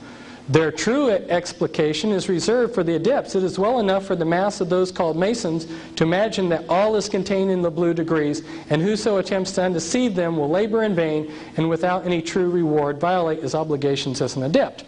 You see the G in the square and compass on the lodge. Well, to the public, they're told that stands for G. That G stands for God. You join and they tell you it stands for Gnosticism. Well, remember, as you move up, you're given more light. They dish this out in this initiate system, this hidden knowledge that they have. Well, when you get higher up, you find out that the G stands for the generative principle. And that's why later on, you'll see very shortly, that the Masons wear a lambskin. They're protected by the lamb, just like Christians are protected by the blood of the lamb. They cover their God, which is the phallus. And they bury themselves under a hard phallus. Those are the obelisks that you see in our cemeteries. And when the president, who's a Mason, looks out of the White House, he can look at a large obelisk. If you go to India and ancient Egypt, they worshipped the phallus. Right? They were traumatized, and through this demonic traumatization, they thought if they worshiped phalluses, that would relieve them, that would bring them benefits. And they're all over our country. And the president looks out of the White House and he sees the Washington Monument. And I wouldn't want to be buried under something like that. Here we see another high-ranking Freemason in his book, The Spirit of Masonry. He says, little as it may be realized by the unthinking Mason, who is interested only in the outer aspects of the craft work, the whole fabric of Masonry may be regarded as an externalization of that inner spiritual group whose members down the ages have been the custodians of the plan and as those to whom has been committed the workings out of the will of God for the race of men. They assist at the unfolding of the consciousness of the candidate until the time comes when he can enter into the light and in his turn become a light bearer, one of the Illuminati who can assist the lodge on high in bringing humanity to light. So if you're good enough, and of course they don't tell you that you have to have the right bloodline too, but if you're one of the chosen ones and you go through Freemasonry and you're good enough, you can become an enlightened one, a God one who's part of the Illuminati. But as you've seen in this document and the previous one, most Masons are deceived. They don't realize what the overall plan is. And why is that? Remember, going back to the pie-shaped diagram, the pyramid, remember that Freemasonry was just another Gnostic religion? Remember, you've got your broad masses? Well, most of the people that join Freemasonry only go to the first 3 degrees, about 75–80%. They go to what's called the Blue Lodge. That's your broad masses. They're taught one thing. But you can get some people to be more committed. That's your initiate group, right? So those are the people that go on to the Red Lodge. And then you've got your cover ruling body, which is your Supreme Council. And then within that Supreme Council, you've got some actual die-hard Satanists. You catch on to that pattern, you'll see that it repeated many times in Satan's world system. And here's the New Age magazine says, what's the use of building up an organization like Masonry has built up and inspiring men as Masonry has inspired them and then leaving the whole stand idle and useless at a time when our country needs just what Masonry can give it. Let's use this great machine. So some people have told me, yeah, Masonry may have those goals, but so what? Well, are they going to do it? Yes. Masonry also has a mission to perform. She invites all men of all religions to enlist under her banners and to war against evil, ignorance, and wrong. And that's by Albert Pike's Morals and Dogma. This is externalization of the hierarchy. Years ago, I said that the war which may follow this one would be waged in the field of the world religions. Such a war will not work out, however, in a similar period of extreme carnage and blood. It will be fought largely with mental weapons and in the world of thought. It will involve also the emotional realm from the standpoint of idealistic fanaticism. This inherent fanaticism, found ever in reactionary groups, like Christians, will fight against the appearance of the coming world religion and the spread of esotericism. The coming struggle will emerge within the churches themselves. And again, she tells us that the outline of this universal church shall appear by the end of the 20th century. And here's from the New Age magazine again, where they say Freemasonry is a world power. How much of a world power? In 93 in my newsletters, in one of them I published a list of several hundred high-ranking Vatican officials who are high-ranking Freemasons, and I gave their secret Masonic initiation dates and numbers. And that's just a little bit part of the list. In the previous document, that transparency, he was talking about a war between Freemasonry and the Catholic Church. Well, that's long over. If you'll look at what's been happening, there's been all types of cooperation between the Catholic Church and Freemasonry since the 60s. In fact, this is kind of interesting. Here's a Catholic Church, and it has the Illuminati triangle and all-seeing eye in it. These people are everywhere. The Freemasons, I have tried to expose how they've been operating in the world. They are constantly creating new organizations. There's approximately 800 fraternal organizations in the United States, and essentially all of those have been created by the Freemasons. Remember I talked about West Point? Well, I couldn't quite put my finger on what was wrong with West Point when I was there at the time, but I've later learned that it was a fraternity and all the elements of mind control were used there. So we're talking in this talk about fraternities, and later we're going to cover about mind control. And here are some of the groups that the Masons have created, and I know this is very difficult to read. I can't even read it myself, but you've got the Freemasons have been involved in the founding of the Boy Scouts, Kiwanis, Christian Science, the Watchtower Society, the Ku Klux Klan, Primitive Methodists, and etc. And it never ceases. Here real quickly for you are some of our presidents in their Masonic garb. George Washington, Andrew Johnson, William McKinley, William Howard Taft, Theodore Roosevelt, FDR, Truman, and Ronald Reagan. This bright orange tract, the reason why I set it out there, I didn't write it, but I've been asked for years to write a tract that would tell people what was going on. And as I went back and prayed about it and looked at historically how tracts have been written, one of the things that I noticed is that the things that appealed to the common people use symbolism. And you look at this symbolism on here, right there on the front, it says America under siege, American peril, explosive exposés of the treasonous betrayal of America and Americans by traitors in and out of the government. Boy, boom, you've been told a whole mouthful right there real quick. And so I thought this tract was really good, and I went down to downtown Portland and passed out several hundred. And the next day I had a SWAT team at my house wondering what kind of neo-Nazi I was. But you are welcome to take as many of these as you want to pass out, because that's why I got them. I was passing them out not because they sell a book, which is true, but because I thought that they would tell the common person very quickly that we're in a heap of trouble.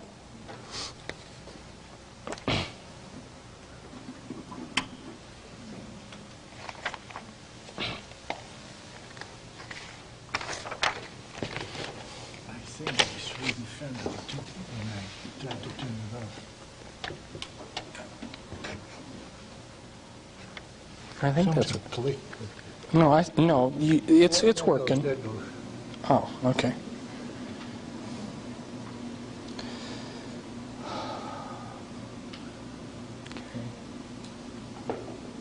There. Now we can see it.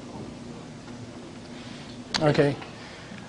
Now, last segment, I focused in on one particular point in history.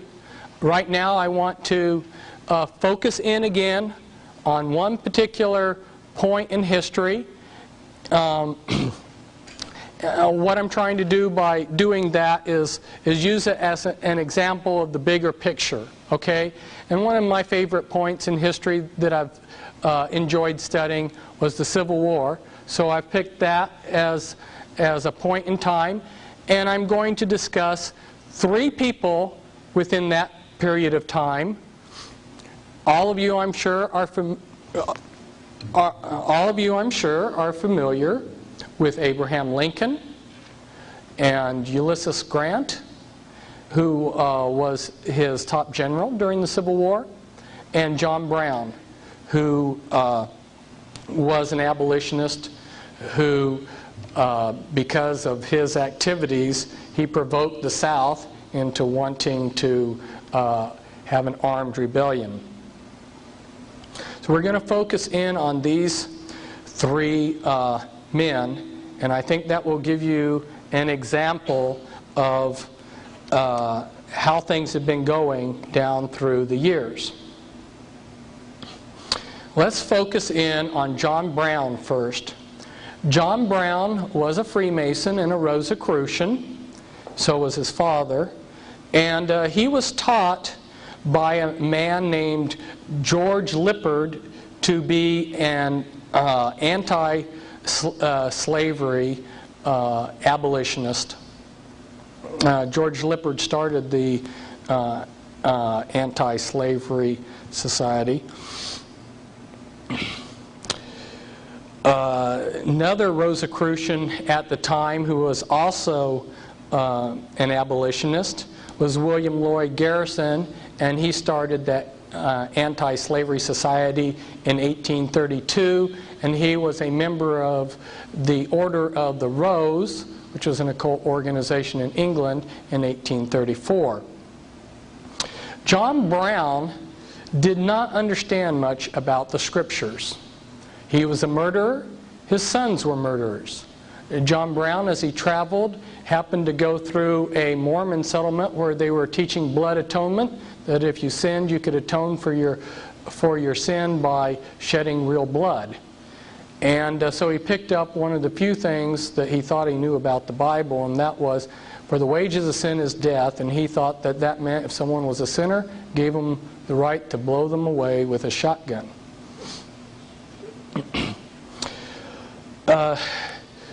The Illuminati had decided that the United States was getting too big and too powerful and rich, that they needed to divide and conquer. There are a whole number of reasons as to why they decided to create the Civil War. One was just they love to be greedy, and war is a great opportunity to make all kinds of profit from the privateering and running drugs, because like during the Civil War, there was as great a drug problem with the population then as there is today, and morphine and things like this and opium were smuggled in, and great profits were made. So for a number of reasons, the Illuminati made their decision. There were some high-level meetings that were carried out that I could talk about, and then they had to have men to implement these decisions. There was a club called the Bird Club, which met in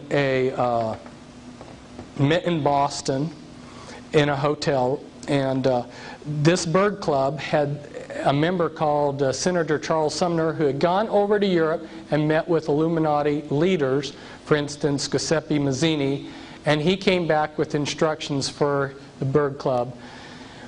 Most of the men in the Bird Club were Unitarians. Some of you may be familiar with the Unitarian Church.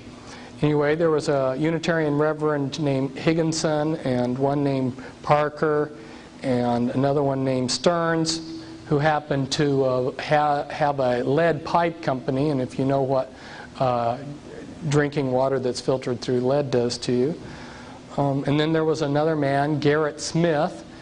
His father, Garrett Smith's father, had been a co-worker with John Jacob Astor I, who was an Illuminati kingpin who we'll discuss later. Garrett Smith was a multimillionaire. And another one, a member, was Dr. Samuel Howe and Franklin Benjamin Sanborn. They reversed the name of Benjamin Franklin, who he is named after. These men were conspirators to run munitions and money to John Brown to carry out armed revolution. In fact, there were even somebody brought in who was a Jewish Freemason, Amshel Bondi, from Europe, who was a professional revolutionist who was active in several other revolutions that were started by the Masons later on. And he worked with John Brown to create an armed revolution. And what's interesting is that these men put on a front of being believers and pacifists, while at the same time were smuggling weapons. Now, the next person that I would like to talk about during that time period is Hiram Grant. Ulysses Grant's actual name was Hiram S. Grant. He was named after Hiram Abiff, the sun god of the Masons. His dad was a master mason who was leader of a lodge. And Ulysses Grant's father worked for John Brown's father until he quit working with him and went into business with E.A. Collins. Well, now I need to go back in history a little bit. I'm going to be talking to you about the top 13 Illuminati bloodlines, and the Collins bloodline is one of the top 13 Illuminati bloodlines. There's a man named Francis Collins who brought witchcraft over with the Puritans. When the Pilgrims and the Puritans came over, there was large groups of witches that came over that set up congregations that were called Presbyterian and Congregational churches, but these later developed into groups like Unitarian churches. But at the time, in the colonies in that area in New England, they almost had what you would call a theocracy, and the state supported the church. And so if you wanted your church to receive money from the state, you had to be a member of the state church. So these Unitarian churches, or these witchcraft churches, of course didn't, they called themselves Puritan or Congregational churches. Later, the Unitarians separated when it was no longer financially beneficial to them, and created the Unitarian denomination and started Yale and Harvard. And they also then later merged with the Universalist Church. Well, Hiram was a very lazy, unkempt boy of no promise. And so his father, being well connected, because by the way, I might mention that Hiram Grant's father was Jesse Root Grant, and you're familiar with the Root name, Elijah Root, those who study conspiracy. And Jesse Root Grant was of the Collins family. And being well connected, since Hiram showed no promise, they got him an appointment through their connections to West Point.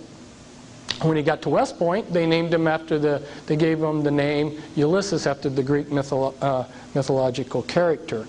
Well, he came from the town of Georgetown, which barely had 1,000 people in that little village, and yet there were over 20 high-ranking generals within the Union Army that came out of that little town. There were 4 generals and 1 colonel in the Union Army before the Civil War started, and then they added to that 9 more generals from that little village alone. Had a lot of pull.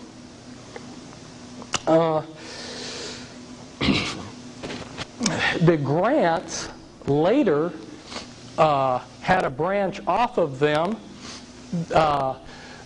These bloodlines are like trees. They branch out in many different directions. The Grants later branched into the Wheelers, and my co-author on 2 of my books was someone who came out of the Illuminati, and she was under their mind control, and her father was a Wheeler. And her great uncle, in other words, this man here, General Earl Grant Wheeler, he was a descendant of Hiram Ulysses Grant. And you will not hear very much about Earl Wheeler, but Earl Wheeler was in charge of the U.S. forces during the Vietnam War.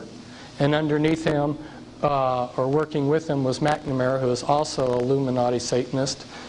But interestingly, the Vietnam War, which was created by the Illuminati to create a drug culture in the United States, had their man, Earl Wheeler, sitting there as the head of the Joint Chiefs of Staff, and his brother, who was named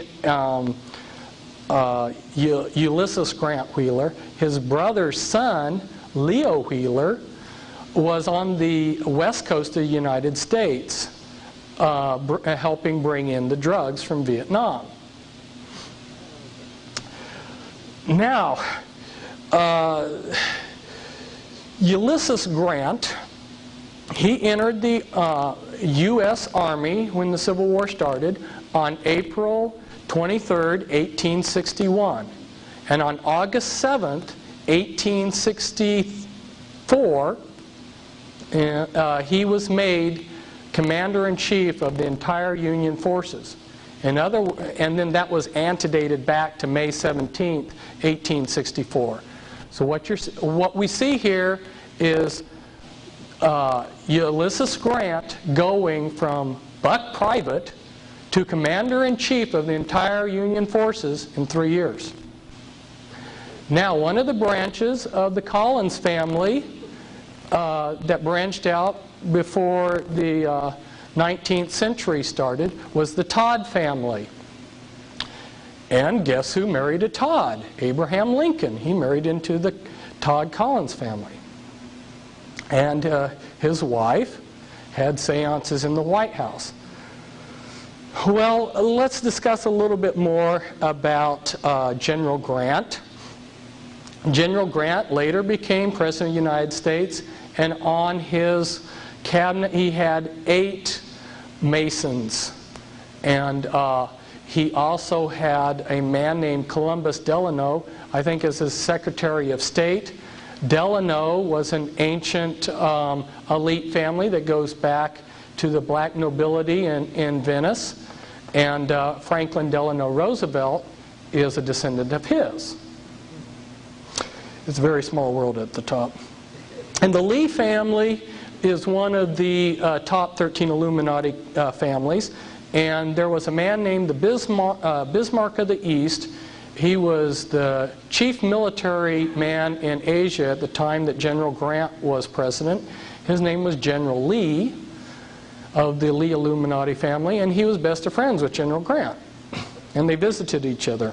And Grant, of course, like so many of these Illuminati figures, he went to Egypt and visited the pyramids and to the island of Malta. And he also had Alfonso Taft who on his cabinet. And Alfonso Taft is the blood forefather of Clinton. Now let's discuss Abraham Lincoln. Abraham Lincoln's mother, Nancy Hanks, was visiting a town called Lincolnton, North Carolina. And there was a branch of the Rothschild family, which is also one of the top 13 Illuminati bloodlines. And their branch had been branched off as the Springsteins, and then they had shortened it, I think, probably to cover their lineages, to Springs. And you see Abraham Lincoln's half-brother there, Leroy Springs. The Springs, which were Rothschilds, impregnated Nancy Hanks. And she, out of the thin blue air, created the fictional person Thomas Lincoln. And if you go to some of these encyclopedias, they'll say, we know nothing about Thomas Lincoln. Well, there's a good reason. He was created out of thin air, and the world order has been trying to manufacture evidence that the man lived because they try to cover up the tracks of all of this. But the fact is that there never was a Thomas Lincoln. Abraham Lincoln was a Rothschild, and the Rothschilds or the Illuminati was aware of who he was. Abraham Lincoln became one of the leaders of the Rosicrucians. He was one of the Order of the Lily, and one of the 3 men that ran the Rosicrucians in the United States at the time. So when he talks in his speeches about God and these other things, if you ever get around some of these Rosicrucians in Quakertown, you'll see that they use all the terms that Christians use, but they have different meanings to them. And let's take a look at Lincoln. For his cabinet, you'll find a whole lot of nefarious characters on his cabinet too. He had Salmon Chase.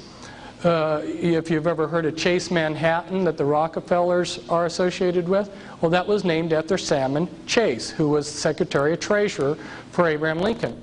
Salmon Chase was instrumental while he was Secretary of the Treasury to bring in a graduated income tax, and he also created a national bank during Lincoln's administration, which later became a Federal Reserve.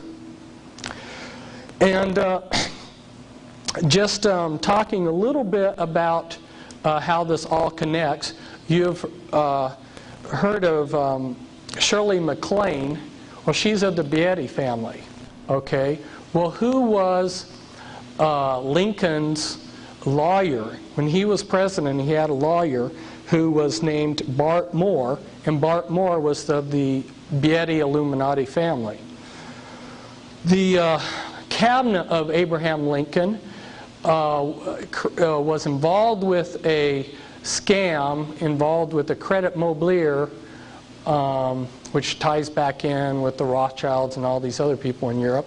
Anyway, Lincoln's cabinet was caught in a scam where they were found to have cheated the taxpayers $23 million. Now, but our cabinets today are probably scamming worse. Lincoln had a secret liaison with King Leopold. And if you get into understanding the royalty in Europe, you'll find out that they're the 13th Illuminati bloodline. And he had twins. He had Ella and Emily, a pair of twins from the daughter of King Leopold. Now, as advisors to Grant, there was a man called Jonas Mills Bundy. And Jonas Mills Bundy was advisor to Grant, President Garfield, and Chester Arthur. Okay, well, who is Garfield? I mean, Garfield relates to all this too, because remember, we go back to John Brown and him being a Rosicrucian and everything. Well, Jonas Mills Bundy was of the Bundy Illuminati family, and he was these presidents' advisors, right? Well, Garfield was a descendant of a man named Hosea Ballou. Hosea Ballou was a high-ranking Freemason who went all throughout New England, and he should be a famous figure in American history because he did a lot, but you won't find him hardly anywhere. And you know, his presence is almost obliterated from history. But Hosea Ballou created the Universalist churches that were so active in New England. And one of the churches he set up, Joseph Smith Sr., who was Joseph Smith Jr.'s father, was a member of. Now, Joseph Smith Jr. started the Mormon Church. Joseph Smith Jr. came from a powerful occult family that belonged to a secret witchcraft fraternity, and in the town that they were in, they were called the Fraternity of Rodsmen. But anyway, as a cover, or as a front, they joined the Universalist Church. So you're beginning to see that there's all kinds of connections between these people. And then, of course, in the Bundy family, you see McGeorge Bundy becoming an advisor later on to Kennedy and Johnson. And you see Harvey Bundy, who was a Chief Supreme Justice, or no, Harvey Bundy was chief of the Manhattan Project to create the atom bomb. So there you see the Bondi Illuminati family coming into this. So here are some of the people from this time period. Louis Cass-Payzur, he was a very powerful man during the Civil War time, but he's been obliterated from history. The Merovingians dynasty is the 13th bloodline, the Holy Bloodline, and you can read about it in the book Holy Blood, Holy Grail. And they believe that they're descendants of Christ, and they're also descendants of Lucifer, who, as they would say, are brothers. And one of the Merovingians, who was a secret crown prince of France, came over to this country, and his descendant Louis Cass-Payzur then hired Leroy Springs' father, A.A. Springs. A.A. Springs, Louis Payzur hired Leroy Springs, and Leroy Springs' father, A.A. Springs, was the father of Abraham Lincoln. So that's how that all ties in. And you'll see more about the 13th bloodline, which happens to be in all of the royalty of Europe. All of the royalty in Europe are part of the Merovingian or the 13th Illuminati bloodline. I thought it was just kind of interesting, too. Grant's face and Earl Wheeler, General Earl Wheeler's face, almost identical noses and frowns. I mean, it just amazed me. It didn't come out very good on the overhead, but almost identical faces. Kind of humorous. Well, talking about one more thing before I get to humor. Okay, I just made this up to talk to you a little bit. I can't go into the background of these bloodlines. I don't have time, but I can just hit on a few highlights. The top 13 Illuminati bloodlines, which maybe I should just mention here real quickly for you.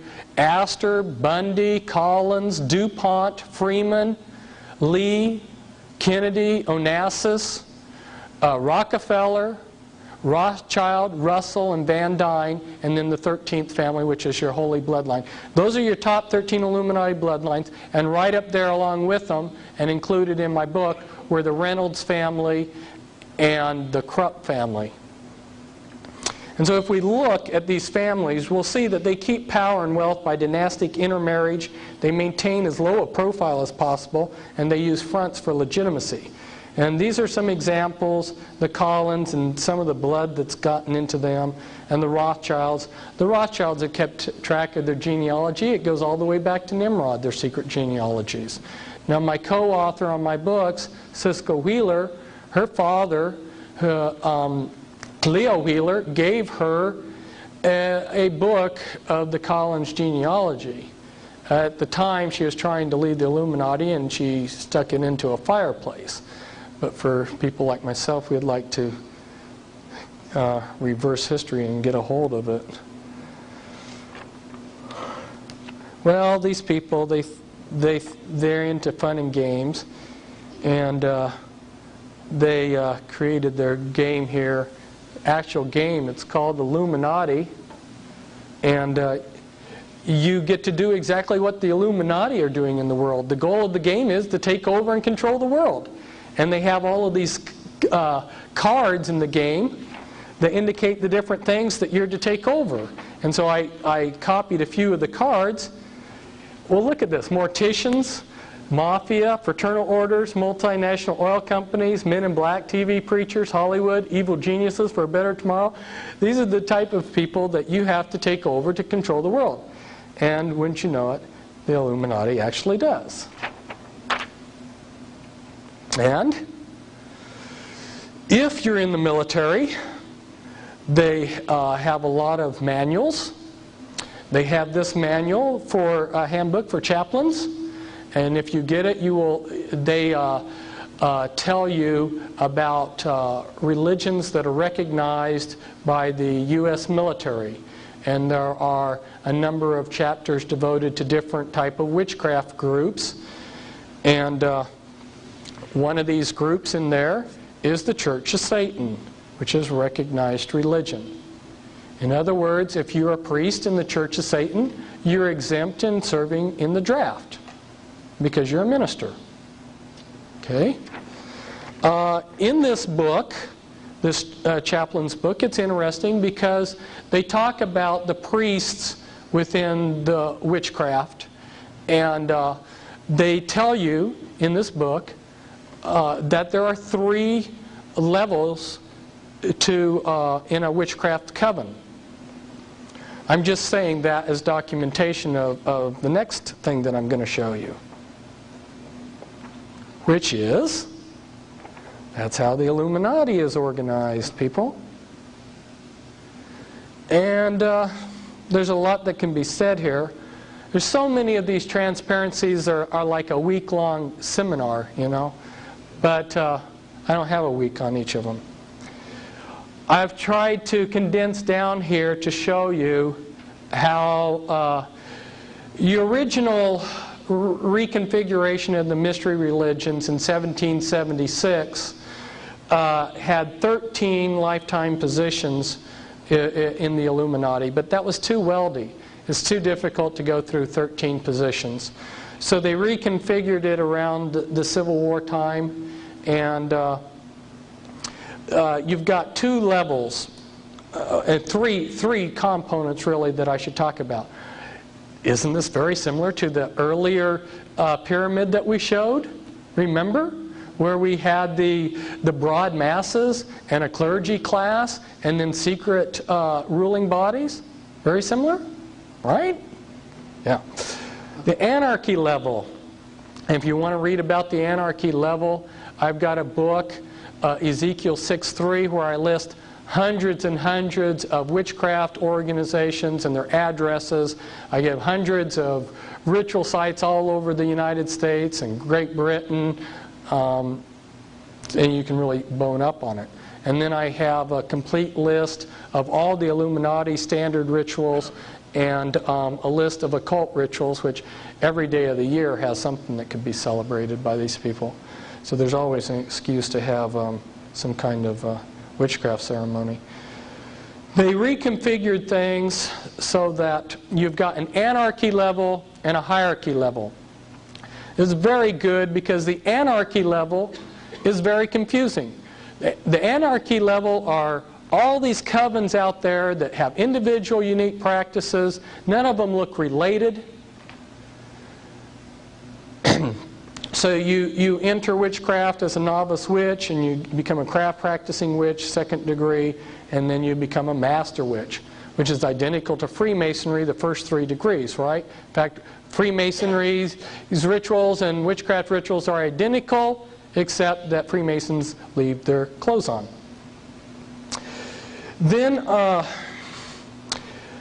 if you're one of the people that are selected to become a hierarchy member, and I won't go through the process, their criteria, but if you are initiated into the hierarchy level, if you're in the women's, you'll become a Sisters of Light, and then as a teenager you'll be inducted into the Mothers of Darkness, and then from there you'll become a grandmother. And then beyond that, there's special positions.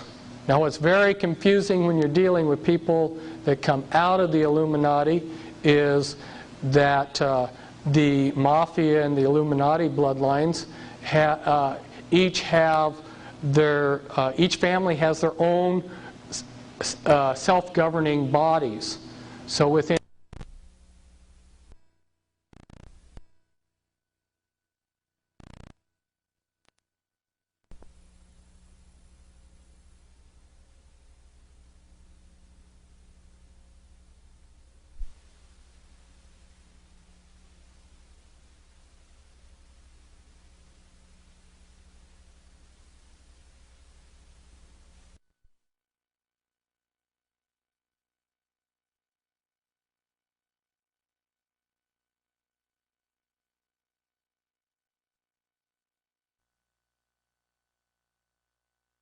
positions of power that they held.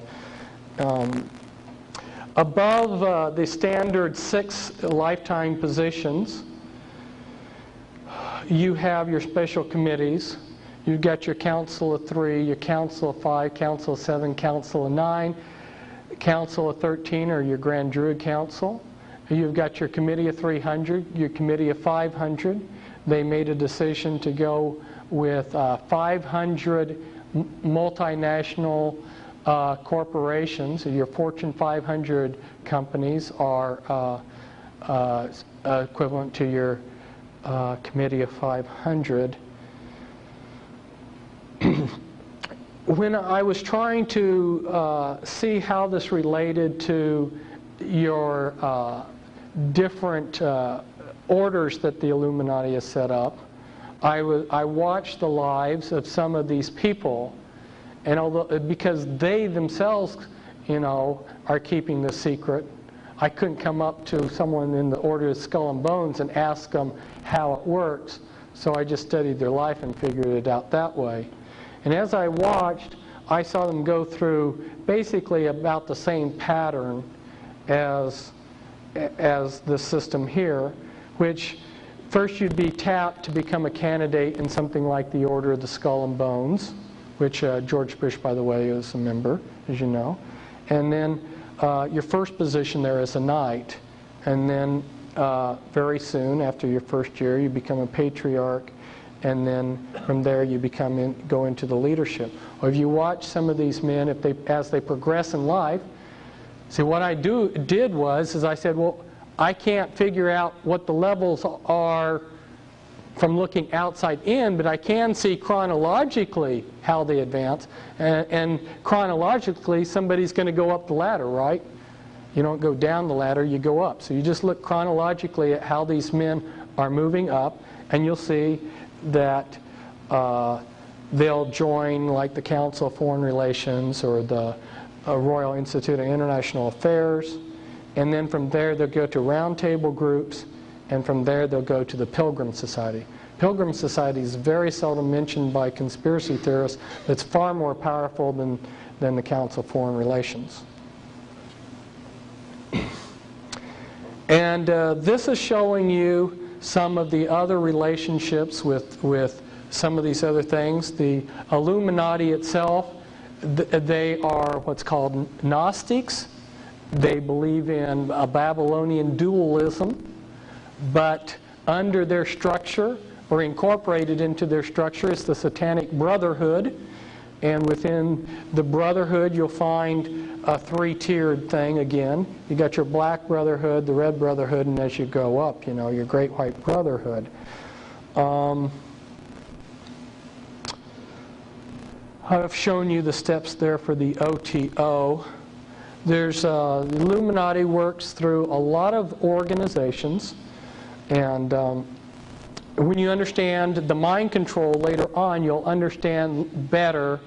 There's so much to tell you, and it's so hard to explain because it has to be explained in steps. But later, I may be able to explain to you how somebody in the Illuminati can operate at all of these different levels.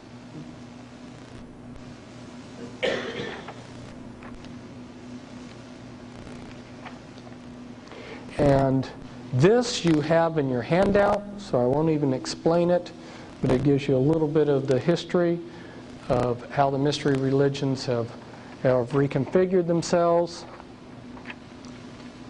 And this is a very important scripture. And upon her head was written, Mystery Babylon the Great, the mother of harlots and abominations of the earth. Babylon the Great is fallen, has become the habitation of devils, and the hold of every foul spirit, for all nations have drunk of the wine of the wrath of her fornication, and the kings of the earth have committed fornication with her. And the merchants of the earth are waxed rich through the abundance of her delicacies. Her sins have reached unto heaven, for no man buyeth their merchandise anymore, precious woods, ointments, slaves, and the souls of men. I know that the writer of this, the prophet, bounces back from second to third person as he writes this passage in Revelations 18, but I think you get the meaning here. And then he goes, Rejoice over her, prophets, for God hath avenged you on her. And the light of a candle shall shine no more at all in thee, for by thy sorceries were all nations deceived, and in her was found the blood of the prophets and of saints and of all that were slain upon the earth. Ladies and gentlemen, the most popular Protestant interpretation of this verse is that this is referring to the Catholic Church. The Catholic Church was not even in existence when most of the prophets in the Bible were slain. This is referring to the mystery religions of Babylon, not the Catholic Church. Okay? The Catholic Church is a daughter. See, what are we talking about? We're talking about the mother of all harlots. And all nations. So anybody who tries to tell you that this is a Jewish conspiracy or that this is, whatever they've got in mind, it's all-encompassing. It defies labels. About the best label I can find for it is Satanic. In fact, this year we have in the Scottish Rites book, the Scottish Rite Journal. Here the author tells us, and the double eagle is one of the logos of Freemasonry. He says in this article, the Southern jurisdiction's double-headed eagle logo is just one variation of this powerful image which dates back to 3000 BC, and then as is enlarged here, as stated in Coyle's Masonic Encyclopedia and concurred by Mackey's Encyclopedia of Freemasonry, the double-headed eagle symbol first appeared about 3000 BC in the brickwork of Lagash, a city in Sumer in southern Babylonia, between the Tigris and Euphrates River and near the modern city of Shatra in Iraq. Lagash was an ancient center of art, literature, military, and political power. And then these are just a few. There's many, many more countries around the world that have taken the double-headed eagle as their logo. We're talking about Babylon the Great. Now remember I talked to you about Nimrod being in the Rothschild's genealogy? Well, what Nimrod did was, remember we had Gnosticism come in. You can be saved by knowledge, and then they realized, but knowledge is power. So we can start getting ourselves a secret power base here. Well, then along came Nimrod, and his great innovation is let's make this church organized and let's unify it, because Nimrod was a great warrior. Let's take this church, organized religion, and match it to state power. And by combining state power with a religion, like you saw the Catholic Church during the Middle Ages, you have something very powerful. That is Nimrod's Babylonian system. And throughout the world, you'll see, like here, Colombia, Turkey, Bolivia, Chile, Honduras, Italy, El Salvador, Scotland, Philippines, Israel, Paraguay, Germany, Mexico, France. They all have the double-headed eagle as their logo. And there's others too, like Canada. This I just threw up here to show you that in my writings, like in my Be Wise as Serpents books, I try to untangle the confusion that's out there. There are so many of these groups with similar names. You talk about the Knights of Malta. There's all kinds of groups with the name Knights of Malta. And then the Knights of Malta go by several different names, which some of these other groups also go by. So nobody who's out there that's exposing this world system, this conspiracy, has really untangled this for people. And there's a lot of confusion going on out there. And so in order to help people, I've done some of that, taken the trouble to try to unscramble it for people. This comes from the Talmud, and this was the foreword to the Talmud. And it says, when we come to the Babylonian Gemara, which is the Talmud, we are dealing with what most people understand when they speak or write of the Talmud. Its birthplace, Babylonia, was an autonomous Jewish center for a longer period than any other land, namely from soon after 586 before the Christian era to the year 1940 after the Christian era, 1626 years. So that was a Jewish center there in Iraq for all those years down through modern history. And over here it says a reliable English translation of the whole Babylonian Talmud has long been looked forward to by scholars. All the censored passages reappear in the text or the notes. You see, when the Jews were in the Babylonian captivity, the mystery religions created a daughter organization of priesthood, which were called the Pharisees. It was a mystery religion, and they had a front, and they had the esoteric front, which looked good, and then they practiced their satanic rituals in secret, and that came from Babylon. And of course, they, like the Illuminati, they had wanted to keep their tradition secret for years, but they finally had to write it down. But there were a lot of passages that were censored out of the text that the public was allowed to see. And what this is commenting on is finally they're coming up with a translation that's going to give more of what the full Talmudic text says. This is the Jewish Encyclopedia. The belief in the magic power of the letters of the Tetragrammaton and other names of the deity seems to have originated in Chaldea, same area of Babylon. Chaldean magic, whenever then the Theurgic goes under the name Sefer or Kabbalah Zephyrah, induced Babylonian rabbis of the 4th century to create a calf by magic. And here it says Gnosticism was Jewish in character long before it became Christian. And the whole dualistic system of good and evil powers, which goes back to Zoroastrianism and ultimately to Old Chaldea, can be traced through the Gnosticism having influenced the cosmology of the ancient Kabbalah before it reached the medieval one. And it says the Klepet, the medieval Kabbalah, are found in the old Babylonian incantations. So the Kabbalah is based on Babylonian magic. The secrets of the Theurgic Kabbalah are not lightly divulged. See, that's esoteric knowledge. It's hidden. You're only given the knowledge of the Kabbalah and the Zohar and so forth in increments. The whole system of conjuration of angels and demons by which the evil spirits were exorcised, even the magic sign or seal of King Solomon, known to the medieval Jews as the Shield of David, has been resurrected.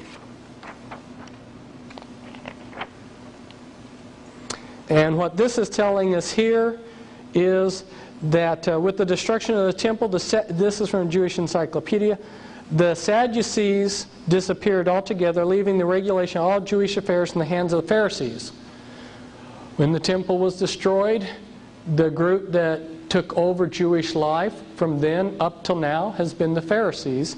And the next paragraph bears that out. Henceforth, Jewish life was regulated by the teachings of the Pharisees, which were a branch of the mystery religions. The whole history of Judaism was reconstructed from the Pharisaic point of view, and a new aspect was given to the Sanhedrin of the past. A new chain of traditions supplanted the older priestly tradition. Pharisaism shaped the character of Judaism and the life and thought of the Jew for all the future. So from that time until today, the Pharisees, known as the rabbis, have been in control. And that doesn't mean that all rabbis are evil.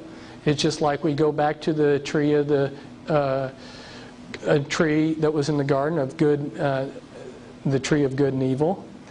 Some of the fruit on that tree is good, and you'll find some rabbis trying to do good, and they will say, "Yeah, they know.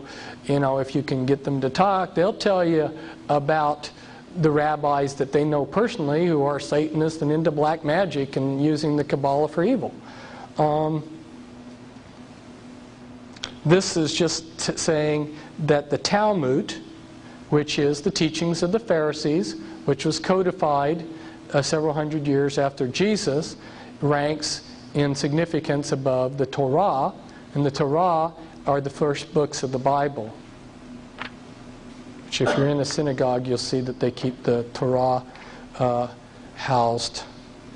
And this is from the Jerusalem Post International Edition. This was a Jewish magazine that was intended to go throughout the world. It's the International Edition. And this is written by a rabbi, and the title is The Chosen. He says, countering Maimonides, who was a Jewish rabbi, the great medieval sage Rabbi Yehuda Halevi claims that simply being born Jewish is in itself a segula, a sign of privilege and uniqueness. Rabbi Yehuda Halevi divides the world into 4 realms, from the inanimate to the vegetation to living creatures to human beings. But above everything, God created the Jewish people, His own nation, charged with a certain mission on earth. Therefore, each person born a Jew is endowed with a special inyan Elohai, where we get the word Elohim, God, godly element. God doesn't make their distinctiveness dependent on religious observance. In other words, if you're born Jewish, according to this rabbi, you're divine. And a sign that's very often seen. This comes from a Jewish magazine, and they're advertising amulets of protection for one's home or office. And you'll see over here the amulet, the hexagram, which the Rothschild family put outside of their home back in 17-something. During the 1700s, they had a red sign in front of their house with this amulet to protect their home.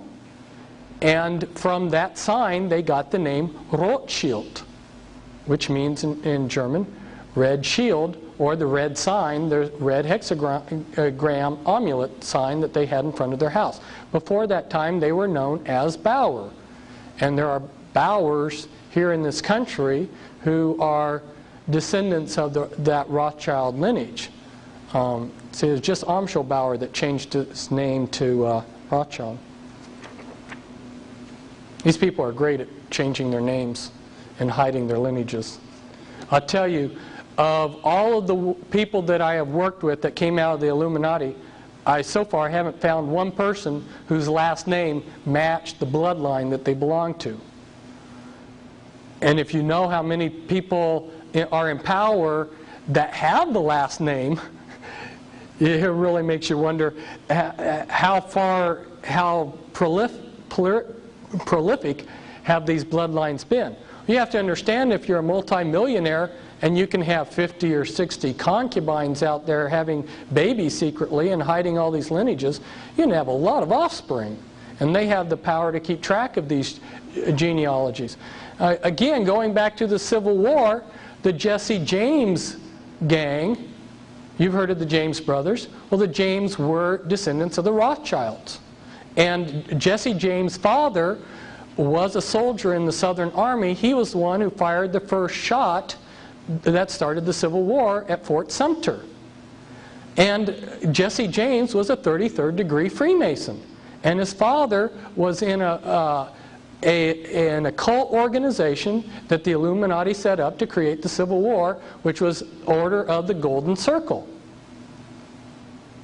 See, it's a very small world at the top. I could go on and on. It gets kind of, when you're a researcher like me, your head begins to spin when you see people like Reagan and FDR being related in some way. Now, how is Reagan and FDR related? FDR's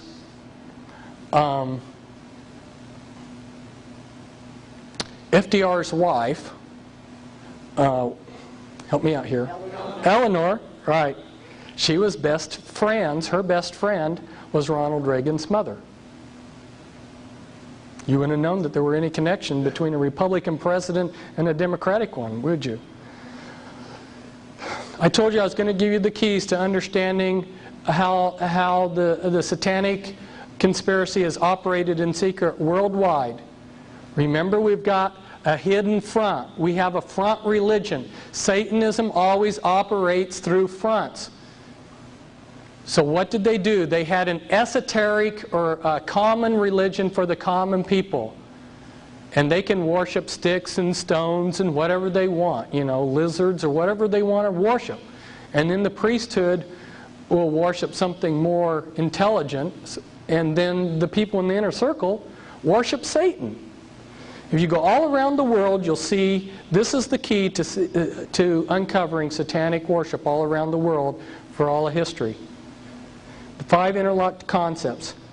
All of these concepts are represented in the occult world around the world by snakes. The light bearer, gaining wisdom, the search for wisdom, sun worship, represented by snakes, the Kundalini force, and the regenerative principle, which is phallic worship. They're all represented by snakes, and they're all interchangeable for each other. If you go into certain Masonic rites, when they're talking about sex worship, they also believe that they're worshiping Lucifer when they're doing that. They're interchangeable. And I put this down here too because all around the world, in Babylon, ancient Babylon, in Switzerland, in India, in China, you'll see the caduceus used in the ancient world. That's a symbol for Gnostic dualism. Remember, the snake represents wisdom? Well, in the Illuminati, your good deeds must balance your bad deeds. So some of your greatest philanthropists are your greatest Satanists, because their good deeds must balance their bad deeds. Of course, their good deeds are usually self-fulfilling. One of the things that shocked me when I went in, and I had no axe to grind when I went in to understand how the world's run and who's in this conspiracy, I didn't care what I found. I just wanted to find the truth. I discovered that the Scottish element is just as strong as the Jewish element. It was rather shocking. And so I got this clan map of Scotland, and I highlighted some of the clans that you'll find members in the Illuminati. And here we've got the Mackenzies, who you'll find are very prominent in Freemasonry. And then you come over here and you'll find the Morgans and the Mackeys. Well, you've all heard of Morgan Guarantee Bank. And you come over here to the Sinclairs. The Sinclairs are Merovingians. They're of the top 13 Illuminati bloodline, and they were given a hereditary position to rule Freemasonry. And then you come down here, you got the Murrays and the Sutherlands, and they're very prominent in Freemasonry. And then here's the Mackenzies again, and the McDonalds. You'll find the McDonalds are a prominent Illuminati family, and you know, like Bilderbergers and people like that. And you come down here, more of the clan. You find the Shaws and the Grants, both Illuminati bloodlines. Douglases, Stewarts. Some of the Stewarts are in the Illuminati and good friends with the Rockefellers. Let's see, you've got the Clan Donald here. You've got the Kennedys down here. That's one of the top 13 Illuminati bloodlines.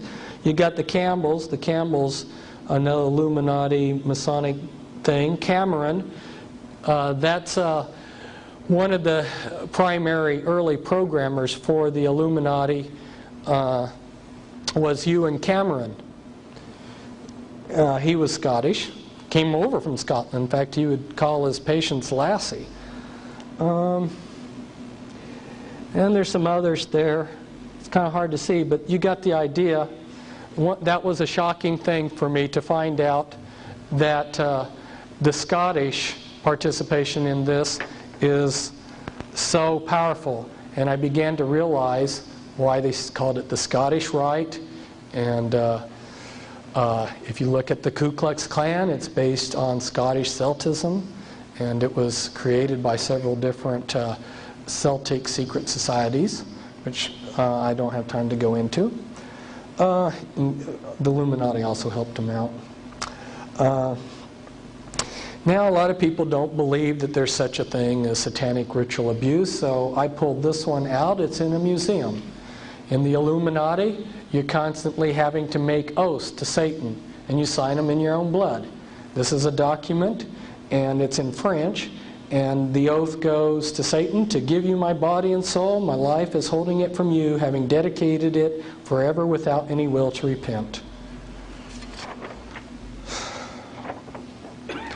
And this is one of the most secret buildings that the Illuminati has in the world.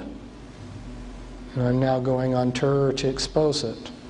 Happens to be in this little town of Muno, near the Belgium-French border. It's the Mother of Darkness Castle. Inside this castle, which has big doors, and you can't see it, this is just the entrance. This is just the gate, and then you go down a road to get to the castle. Okay. At the castle, you'll come to big doors, and once you go in it, there's a cathedral inside the castle, and then there's these big slate gray floor, and in the ceiling of the cathedral are 1,000 points of light. Now you know when Clinton says 1,000 points of light, or Bush, what he's referring to. It's this Mother of Darkness castle. Okay. Down in the basement, underneath the first floor, there's a secret floor that's down, which only special people are going to get down into it. Down there are rituals held every day. They bring in infants. Infants are pure and innocent. And every day they sacrifice a number of children, and they drain the blood from these children, and they write the history of how Satan's bringing in his New World Order on parchment down there.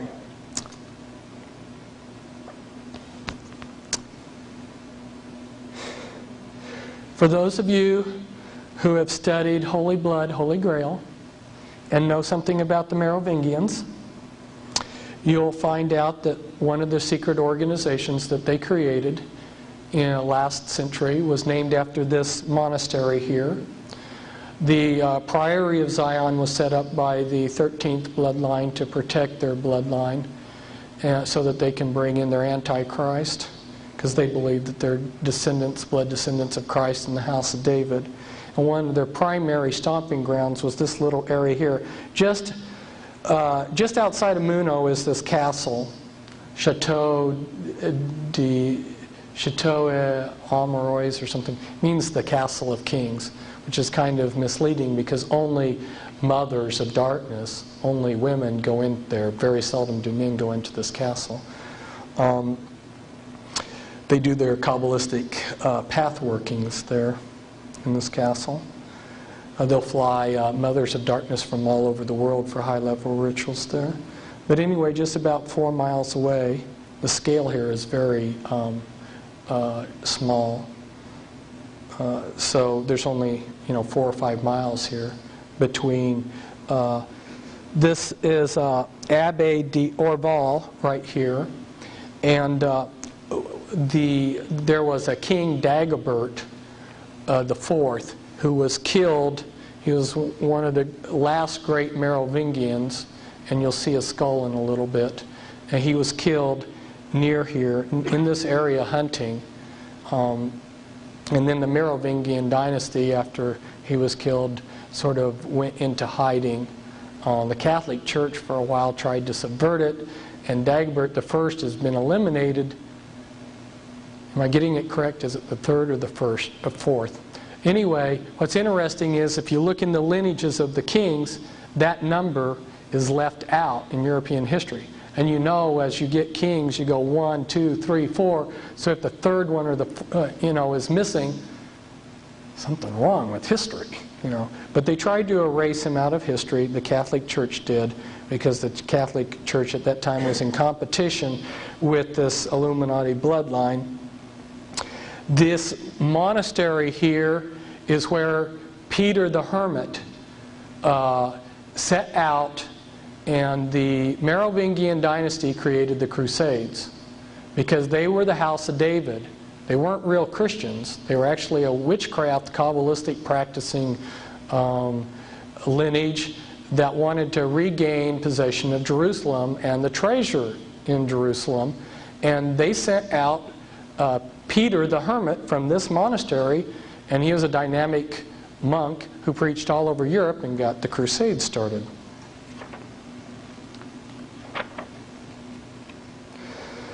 And if you're a Grand Master in the Illuminati or a Mother of Darkness, you'll do your Kabbalistic path workings of the 26 paths of your Kabbalistic tree of life and Satan's version of the tree of life. You'll go through your 13 paths of immortality, which imitate the disciples. And the final one is the Holy Grail, where you end up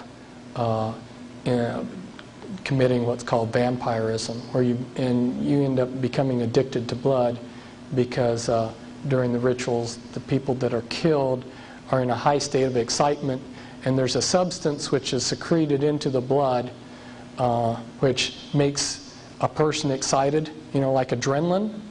And when you drink blood of people that have been ritually killed, it gives you a high, and you become addicted to that high, which is why Al Gore carries a suitcase full of vials of blood.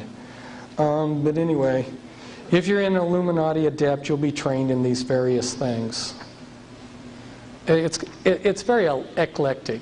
As Christians, we think of, this denomination, that denomination, and if I'm Baptist, I wouldn't go to a Presbyterian church or something.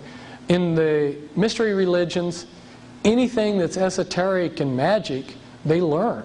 They want to know it all. So going back to the elements of the world system, and I told you I was going to show you some of how those elements are controlled, and those elements then in turn control the entire global system. The first real scientific political scientist, so to speak, the father of political science, Machiavelli, who wrote The Prince in circa 1515. And just read a couple of these to give you an idea. And as people who have been to West Point probably, I'm probably at his time when he was at West Point, they did the same thing. This was required reading for us. Sample of Machiavellian advice to political rulers. Rulers should defend powerful neighbor countries and weaken the stronger neighbor countries.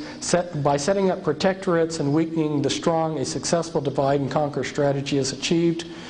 A ruler must not mind incurring the charge of cruelty for the purpose of keeping his subjects united and faithful, for except for a few exceptions, he will be more merciful than those who, for excess of tenderness, allow disorders to arise which injure the whole community. Men have less scruples in offending one who makes himself loved than one who makes himself feared. Love is broken whenever it serves selfish men's purposes, but fear is maintained by a dread of punishment which never fails. Still, a ruler should make himself feared in such a way that if he does not gain love, then he at any rate avoids hatred. So the Satan inspired, when you read The Prince, I can see nothing but Satan inspiring the work as to how to create political science in order to scientifically control the world. Oop, long stack. And so, here's how they do it. In the United States, here's the political process. And this was in my Be Wise as Serpents book, but I found that it was rather unintelligible unless I took the time to sit down and really explain it. And again, we can only go through this very briefly. But the way it would work is at your high level, within the Illuminati and within various groups, we've got decisions that are made. Those decisions are transmitted down to the national level. Okay, on the national level, we've got a group called MJ12, and they're Majesty 12, Majestic 12, The code that's stamped on their paperwork is MAGIC, M-A-G-I-C. It's got a double meaning there, doesn't it? And this goes back to Plato. Plato, who's a very important person in the occult world, said that countries should be ruled by these wise men. And Sir Francis Bacon, and I love to spend all the time to explain how this all fits together, but I don't have the time. But Sir Francis Bacon, who wrote The New Atlantis, Sir Francis Bacon was very instrumental in this country being settled.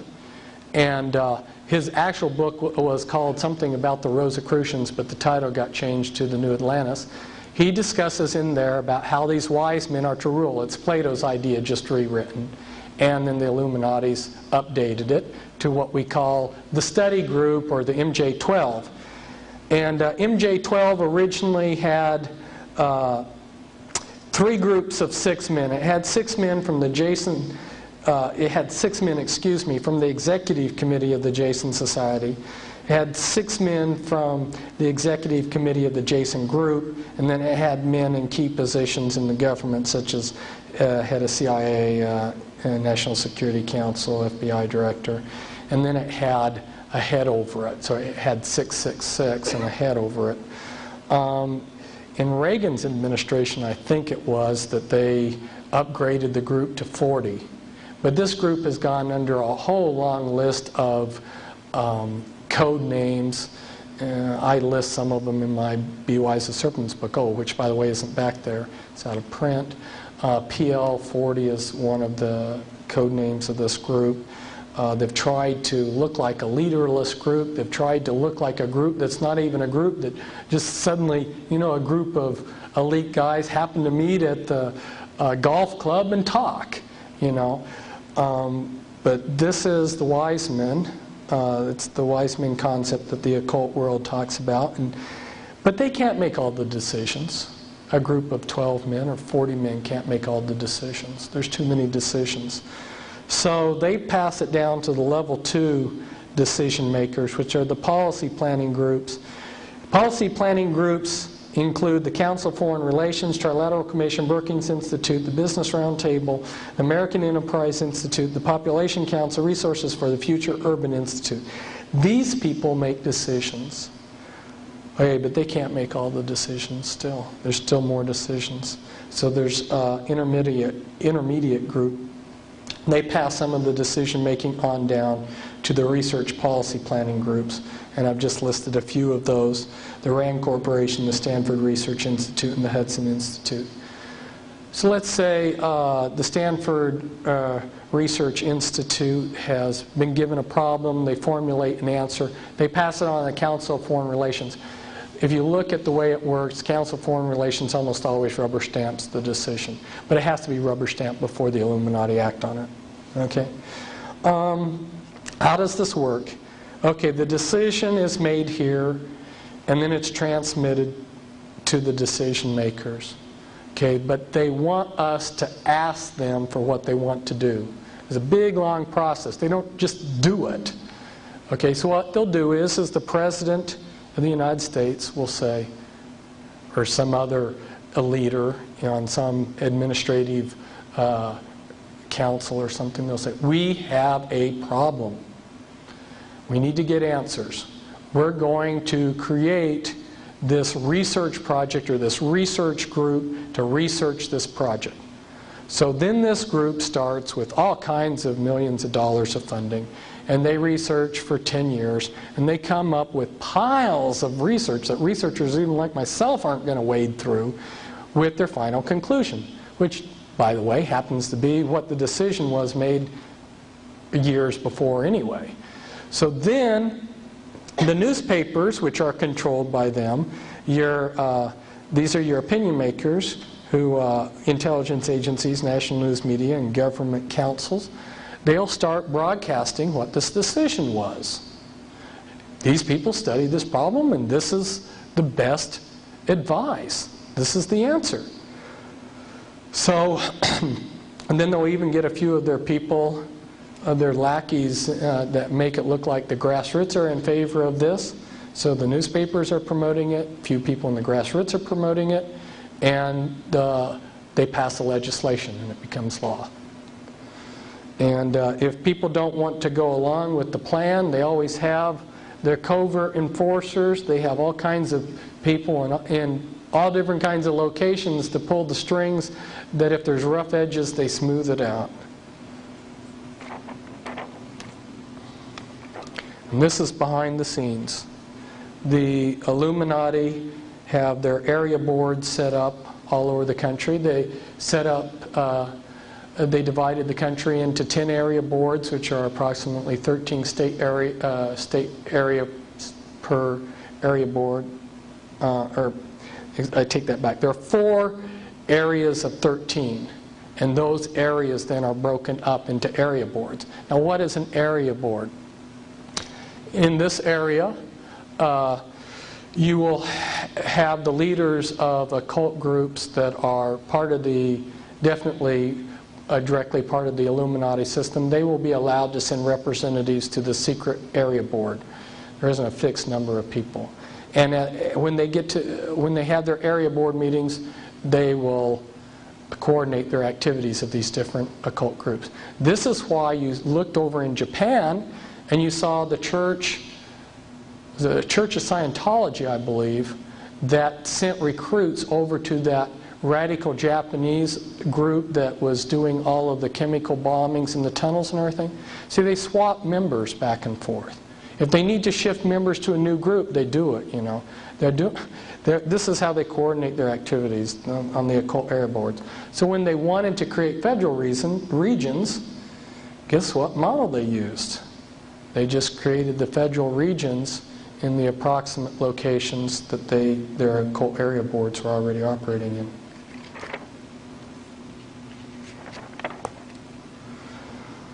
Okay, that was the political side of things, which was the state or the order.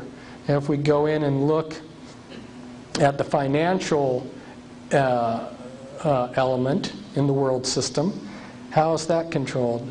This was a page, and they've tried to keep this very secret. This information is not out there in very many places. Wasn't out there, but fortunately we have it.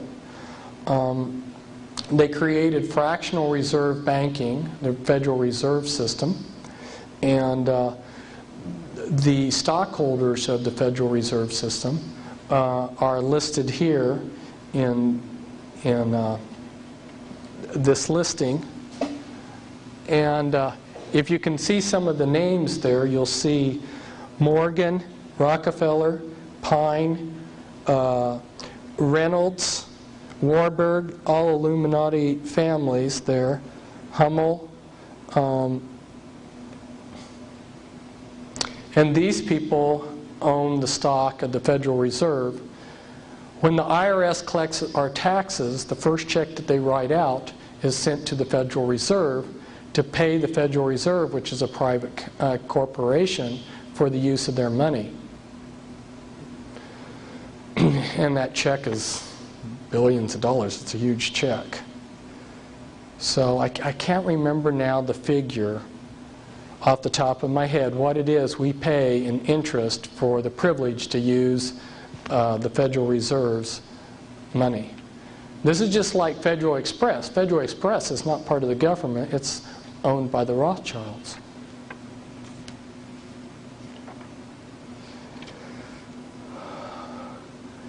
Again, this is another thing that I can't go into due to time, but want to show you just the basic concept that the Illuminati families, some of them are your leaders of your crime organizations, and then they network in with all your other organized crime.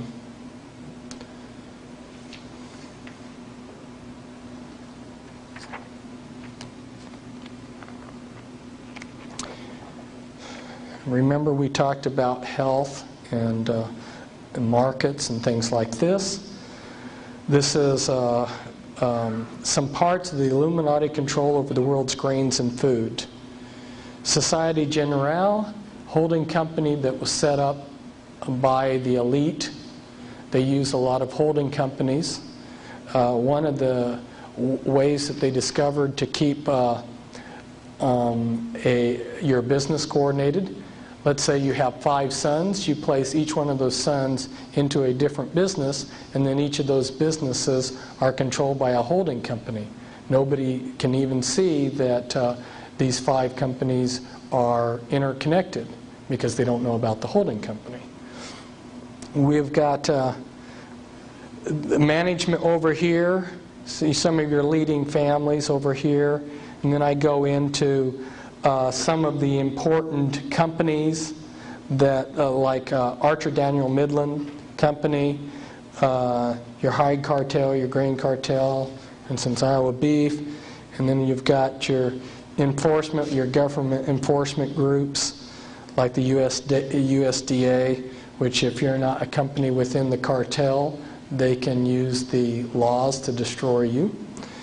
And then the manipulation, like the weather, which is, again, another vast subject. But this is maybe a poor representation of the way they're controlling weather. There's not a whole lot of proof here on a vast subject, but I just grabbed something real quickly. Zbigniew Brzezinski, who happens to be somebody who's one of the controllers of slaves within Monarch Project that we'll talk about later, he talks about how weather manipulation can be employed as a weapon in his book, Between Two Ages. There's another one of my charts. This is showing how healthcare is controlled. You've got your basically three different groups. You've got your patients and your public out here. And they're controlled because the resources that people have and your knowledge and the available care are all carefully controlled. And your doctors, they're controlled because their knowledge and training is very carefully controlled. And their resources are controlled. And their licensing and certification are controlled. I go into this in depth in an article, but this just sort of encapsulates what the article does, and then I'm just sort of encapsulating what this encapsulates. And then you've got the legal system controlled to enforce all of this, and you've even got some secret illegal groups out there to destroy doctors who don't conform to the medical monopoly.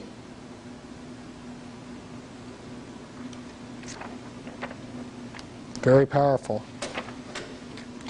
This is Illuminati control, Illuminati and mob control of Hollywood.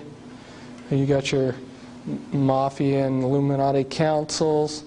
One of your main groups there for control was Music Corporation of America, which controlled the American film industry and had a monopoly. And they got a monopoly because they made a sweetheart deal with the unions. And under Ronald Reagan, he cut a deal with MCA, a secret sweetheart deal with the Screen Actors Guild. And the American Federation of Musicians, too, cut a special deal so that the non-Illuminati competition got cut out. And then I mentioned here, down here as an example, your Rat Pack, which are... you probably, if you followed Hollywood and actors, you've seen who the Rat Pack is: Dean Martin, Frank Sinatra, Sammy Davis Jr., Peter Lawford, and Joy Bishop. These are men that are connected with Satanism and the mob and mind control. And talking a little bit about how the Illuminati families tie in genetically with some of these, and just giving a little sampling here of some of the leadership of some of these companies. I mean, this could just go on and on. If you look at the leadership of some of these companies, some of these groups that are controlling Hollywood, you'll see the Illuminati presence there. Like 20th Century Fox Board of Directors was Illuminatus William Randolph Hearst Jr., and with a director, Malcolm McIntyre, who was also an Illuminati. Okay, there's your top bloodlines.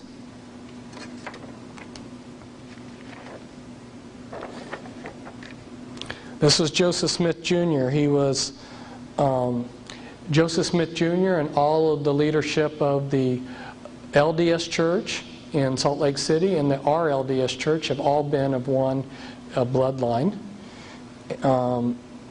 In fact, their present leader, Gordon B. Hinckley, I believe is a Merovingian descendant through Nathaniel Hinckley. And that goes back to the Plantagenet family, who were Merovingians. Joseph Smith Jr., these were his magic amulets that he carried. This was a pouch that he had for his magic parchment. This was a serpent's cane, or a staff that he had, a ritual staff that Joseph Smith had.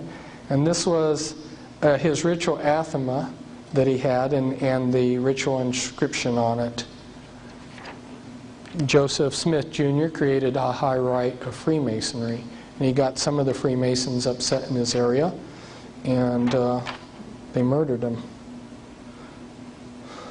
This is a seer stone, a magic seer stone that Joseph Smith Jr.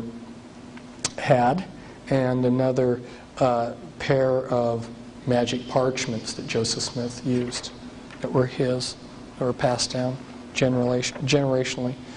And this is Brigham Young with his Masonic pin there. And these people are the Merovingian dynasty and the tribe of Dan. You'll find out that when the Mormons got started, they created a secret group called the Danites, which were assassins to keep their opponents, kill their opponents. And here's Dagobert's skull, and it's preserved in a convent. And this was St. Clair, who was at one time the leading Merovingian, or the head of the Priory of Zion, which in French is something like Peu de Zion. I don't speak French, so.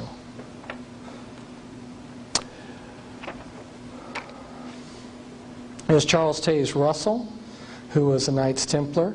Charles Taze Russell, who started the Watchtower Society of the Jehovah's Witnesses, ritually murdered by the Illuminati on Halloween, has his ashes protected below a pink granite pyramid made from the sacred enchanted rock mountain at a special, or at a sacred site 18 miles north of Fredericksburg, Texas.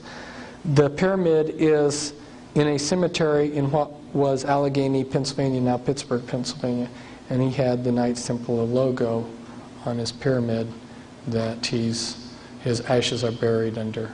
And talk about really wanting nobody to desecrate his remains. They used barbed wire as rebar in the concrete foundation. If you've ever poured concrete, you know what rebar is. Well, they used barbed wire for rebar to make sure nobody got through to his ashes. And the problem with Freemasonry isn't just with the Jehovah's Witnesses or the Mormons, or their founders, or some of the other groups, but in a lot of groups are tied back in, as this is a stained glass window showing the upside down pentagram, and this is in West Virginia. This is a Church of Christ, a couple Churches of Christ, with a strange form of a Masonic logo. This is some of the Astor Illuminati members, and I don't have time to go into the members of these families. I might just briefly comment on one. That's John Jacob Astor I. Came over from Germany. The Illuminati gave him a concession to operate drug smuggling.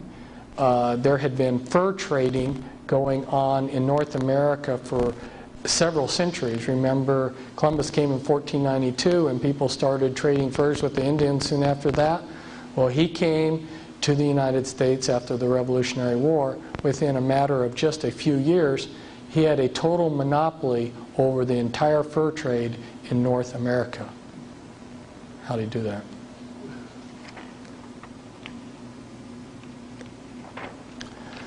This is a DuPont Illuminati, representing the DuPont Illuminati bloodline. You recently had one of them in the news, but for the sake of time, maybe I'll just make a little comment about them. The DuPonts have been part of the military establishment. They have produced the gunpowder for the United States since before the War of 1812. They have made millions of dollars every war that we've fought, and they are also major producers of chemicals. There isn't any day that you go through life where you don't use materials that aren't every day of your life you're touching materials that their companies have made. It's that extensive, their contributions to our lives. This is a Freeman Illuminati family.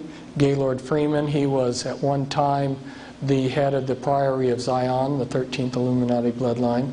He was an advisor to 2 presidents. And Roger A. Freeman was also advisor to 2 other Freemans. Also advisor to 2 other presidents. And then this is a picture of one of the Freemans that's in the Skull and Bones order, which is just one of the many groups that the Illuminati have set up in many of the college campuses as an entry point into the Illuminati.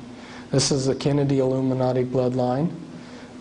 Kennedy, as so many of these occultists, made his pilgrimage to the Great Pyramid.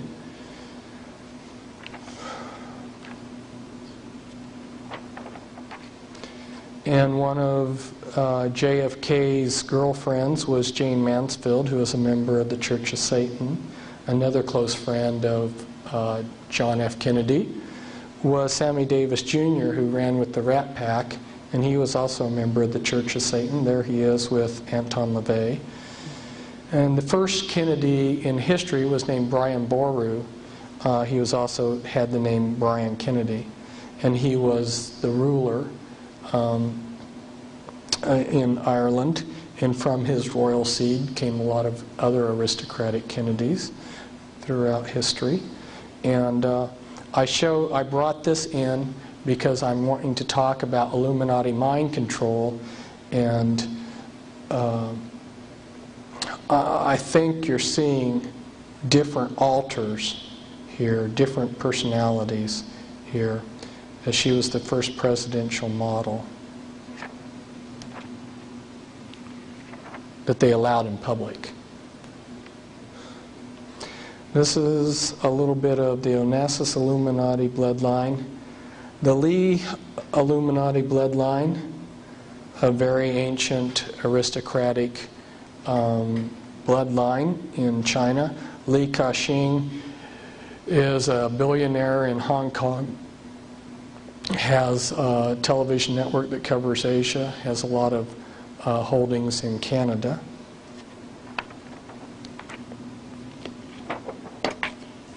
Rockefeller Illuminati bloodline.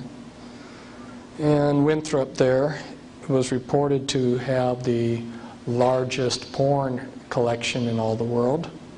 He was gay and homosexual, and is one of the big money bags behind Clinton,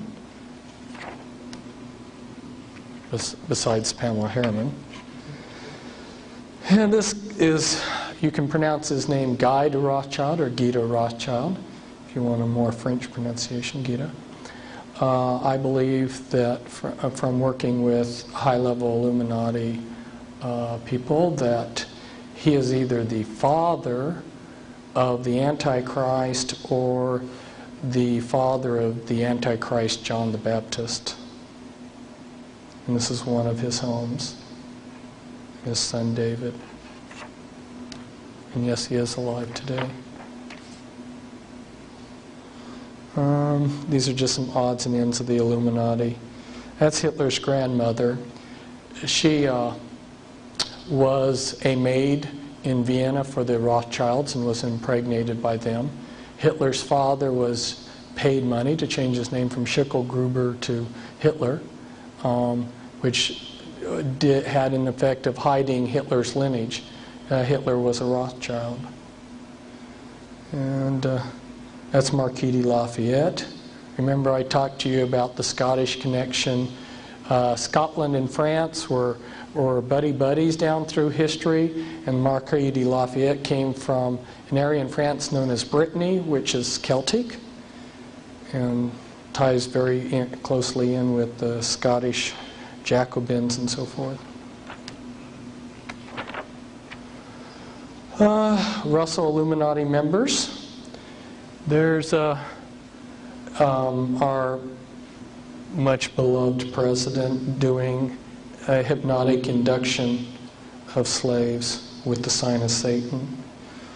And this is Bertrand Russell. The Russells were an aristocratic family in England. The Russells have been very prominent in helping set up a lot of religions and other groups.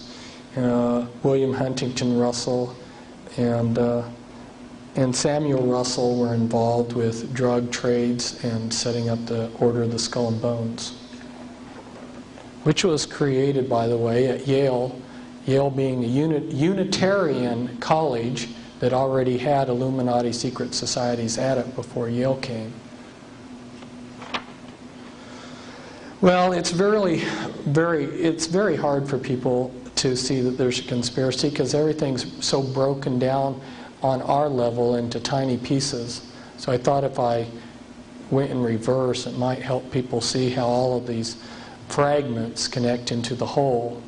You've got different Illuminati goals that are set, and then those goals are broken down into further goals, and then they take all of their different groups throughout the world system and have them participate in different ways. So like, let's say the objective is Illuminati authority. Okay, A, know everything about people, Big Brother. So they've got 9 beast computers which are tracking all people. People are tracked from the cradle to the grave. The IRS, the Jesuits, and other people have a complete memberships of all types of churches on their computers. The LDS are compiling on computer the family histories of everyone alive. The Mormon Church has made it the primary duty of all Mormons to do genealogy work. And they have gone to every nation in the world, and even nations like Red China have allowed them to go in and photograph all of their records. And they have brought these records back, and you'll see where they keep them in a minute. And the task of assembling the backgrounds on everybody is so monumental that they're even secretly getting students in the public schools to participate in this work. Then you get your CIA, IRS, FBI, NSA records of all potential opponents to the New World Order. Got social security numbers and social insurance numbers to track all people. You've got banks and crediting keeping track of people. You know, when you're making a transaction on your ATM in a few seconds, it's recorded in the beast computer. And then you've got your 911 numbers. And they have detailed information on people in the 911 system.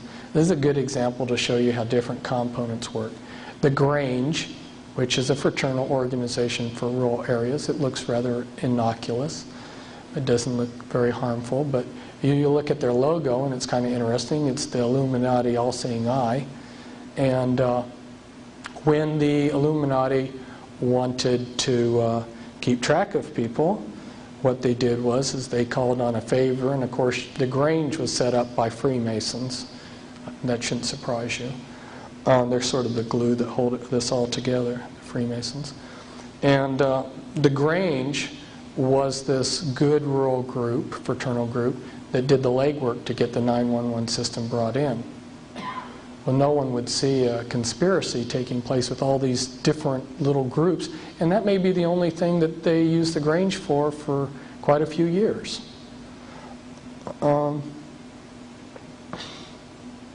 What's strange about that? I mean, what's negative about that? In the 911 system, they can record anything and they do, about you. What you like for breakfast, what kind of clothes you wear. Anything can be put into the 911 system. There is no criteria on relevancy, anything. It's a nice way for Big Brother to accumulate on computer all that they would want. And then you've got them monitoring most mail opening operations, and most phone conversations are recorded. I say most there. That's an understatement. All electronic communication in this country is monitored. And that's why the National Security Agency. And that's a big subject in itself, but it came out in the 1960s that they were doing this in the paper, but they stick these little things in the back of the paper in little articles and then choose to ignore the significance of them for the rest of the years, and people forget about them. But during the Israeli-Arab War in 1967, to give you an example of the military capabilities of the world system, they had voice prints of every Israeli officer and every Arab officer too. And if you can imagine, when a war's going on, you've got all these people with walkie-talkies and radios and everything, and an American spy ship is off the coast of Israel, and it's picking up all of these thousands of signals, and it's just a spaghetti mix of signals. Their computers can take and unscramble all of these signals, tell where they come from, and because they have every officer's voice print, they can know via the computer who's talking. So they knew during the entire war where every Israeli and Arab unit was, because they knew the officers that went to those units, and if they got a transmission from such and such geographic site, they knew that that officer's unit was there. And you can trust me that they have people like myself, my voice print.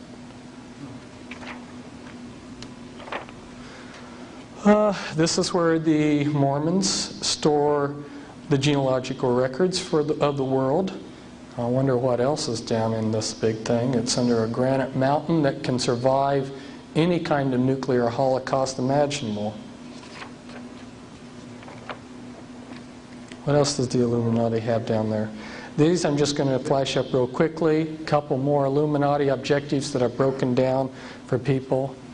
These were in my Be Wise as Serpents book.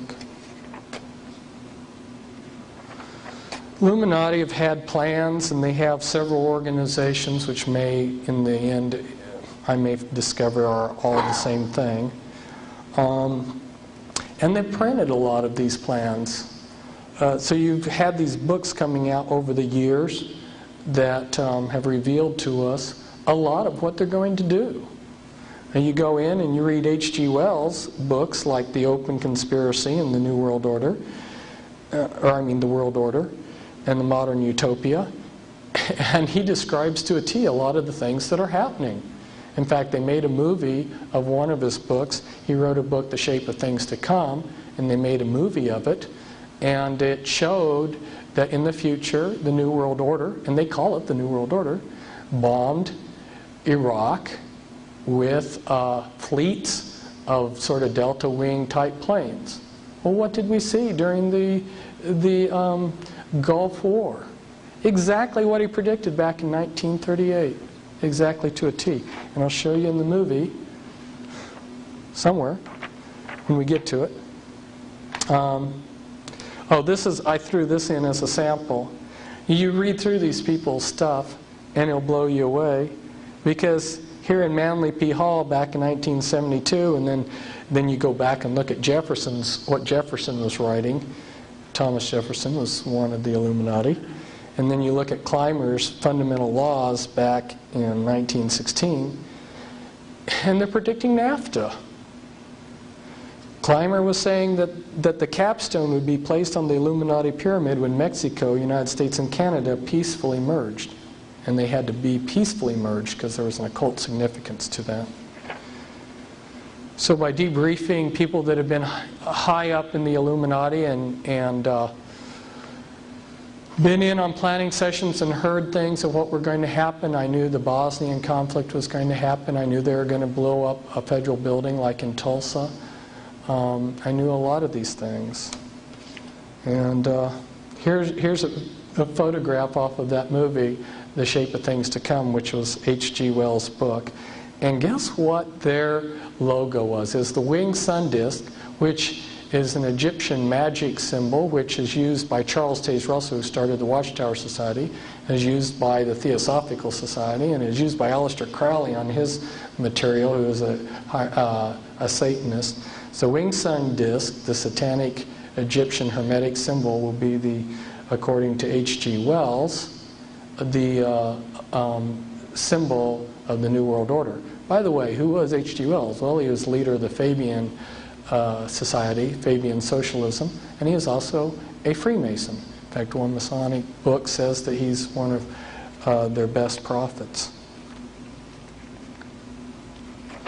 And I don't have time to go into this either, but they've had their great minds thinking on how to set up this cover government so that the people feel like they're governing themselves when they'll be ruling from behind. And, you know, they'll set up the House of People and the House of Counselors and the House of Nations, and then they'll have these various groups, the World Judiciary, the World Executive, the Enforcement System, and 20 World a council of 5 World Ombudsmen. And then you'll have administrations and agencies to integrate your world government. And the people will be very happy that they will think that they're ruling themselves. Now we're coming to the most important topic. And everything I've said up to now pales in insignificance to what I have to tell you about now. And that's the Illuminati's mind control.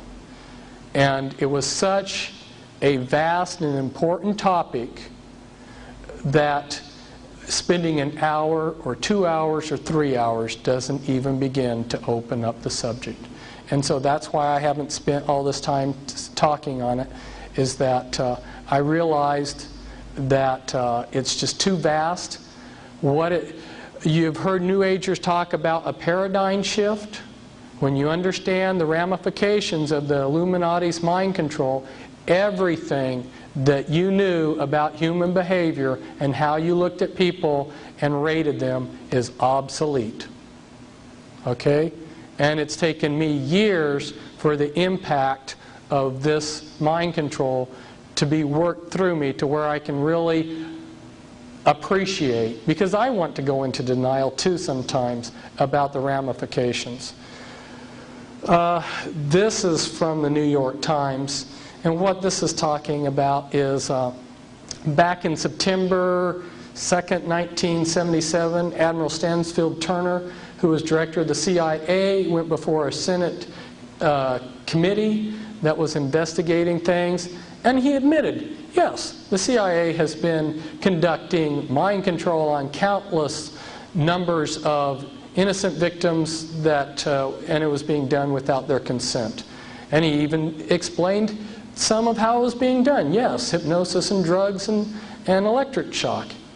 And he even talked some about how extensive it was. There was 80 important American institutions that were involved in this.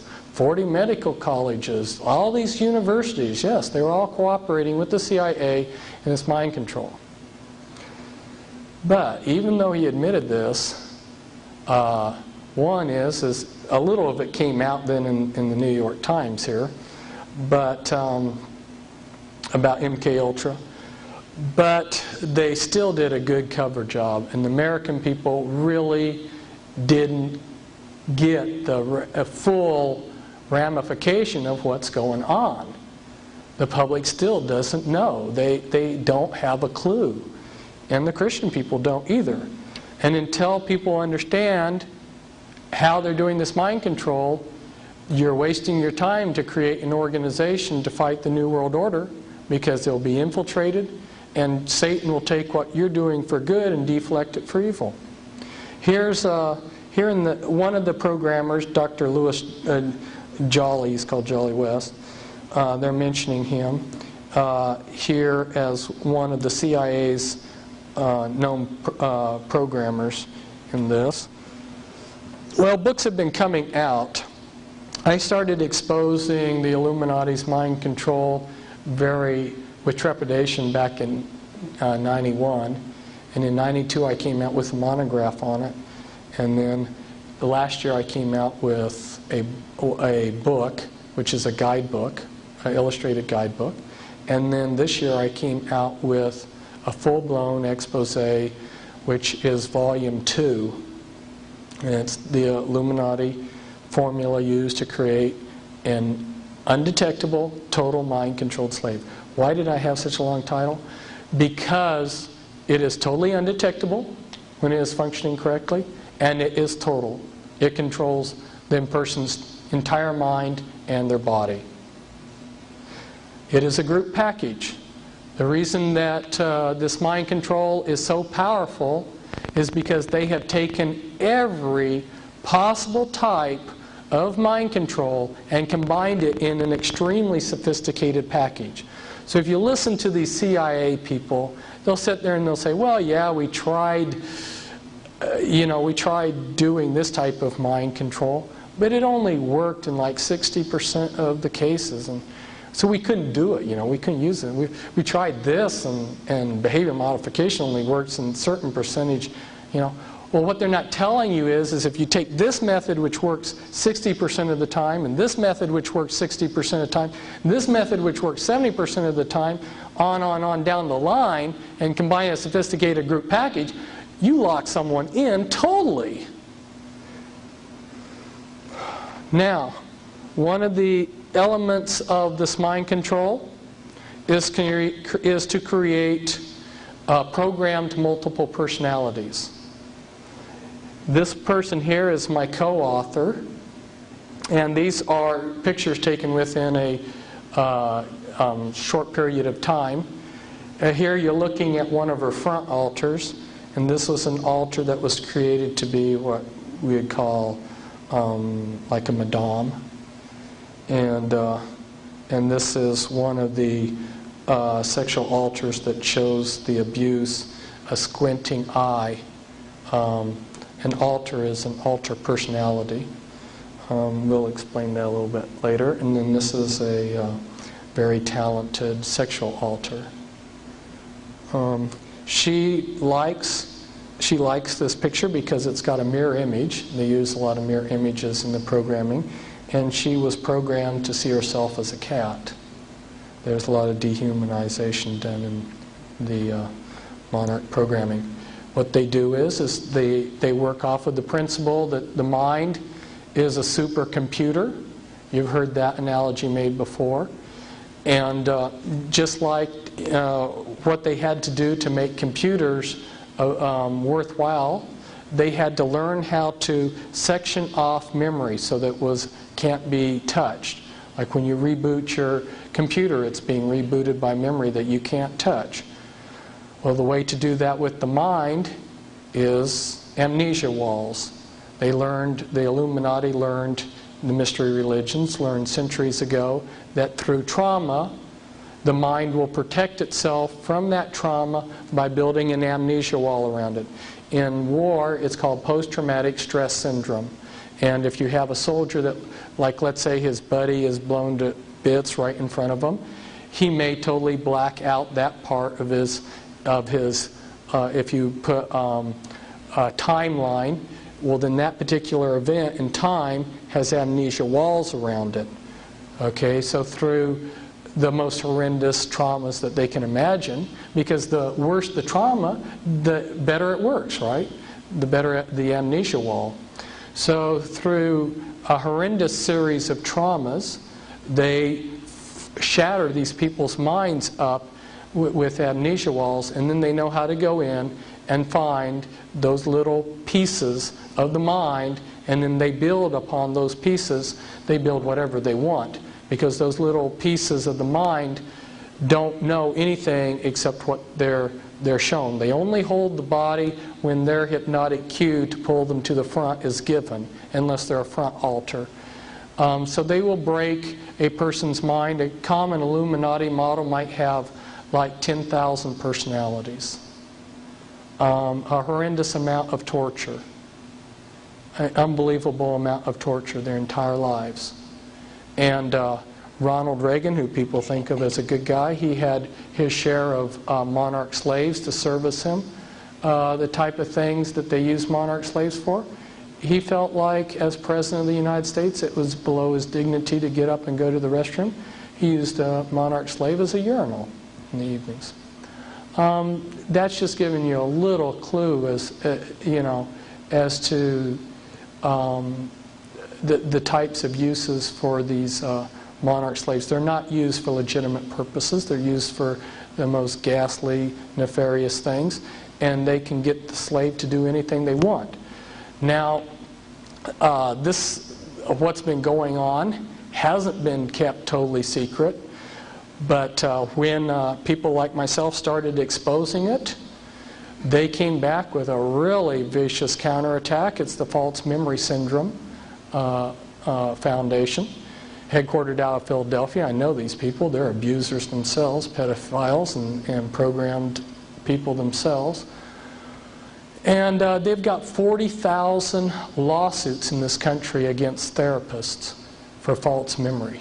And what they did is they just infiltrated in slaves to each of these therapists that were trying to help people that had been abused by this mind control, and then initiated lawsuits that these therapists had planted false memories into them. So they may even, the way it's going, they may even take down the entire profession of psychiatry with it. Because if you know about psychoanalysis and things like this, if you take away from psychiatrists the ability to touch people's memories, you're going to sink the whole profession.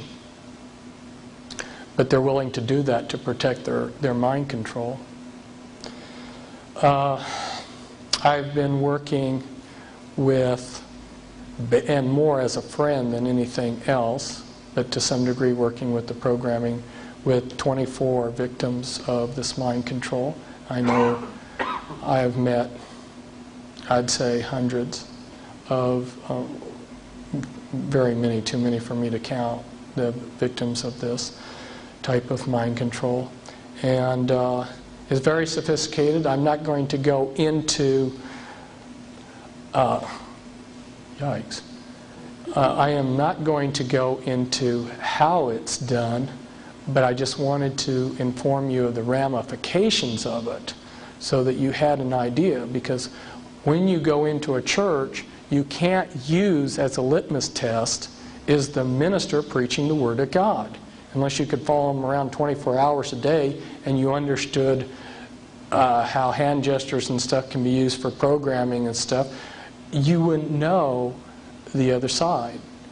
By having these multiple personalities, they're quite capable of creating a Dr. Jekyll, Mr. Hyde effect with people. And they like to create the best front they can for their slaves. And they also, another trick that they like to use is they use opposites. So this one guy who was this brilliant computer genius walks around in public, he's deaf and dumb. Nobody would suspect that at a certain time he clicks into his genius personality and helps them with computers, and then the rest of the time the public thinks he's this blooming idiot. So they like, and one of my favorite questions asked me was, what is the most popular occupation for men in the Illuminati? Christian clergymen. That's the best front. Some of our most famous and beloved clergymen are multiples, have multiple personality. They like to create the best front. The best front for assassinations would, of course, be where? You're wanting to cover someone who's been programmed to be an assassin?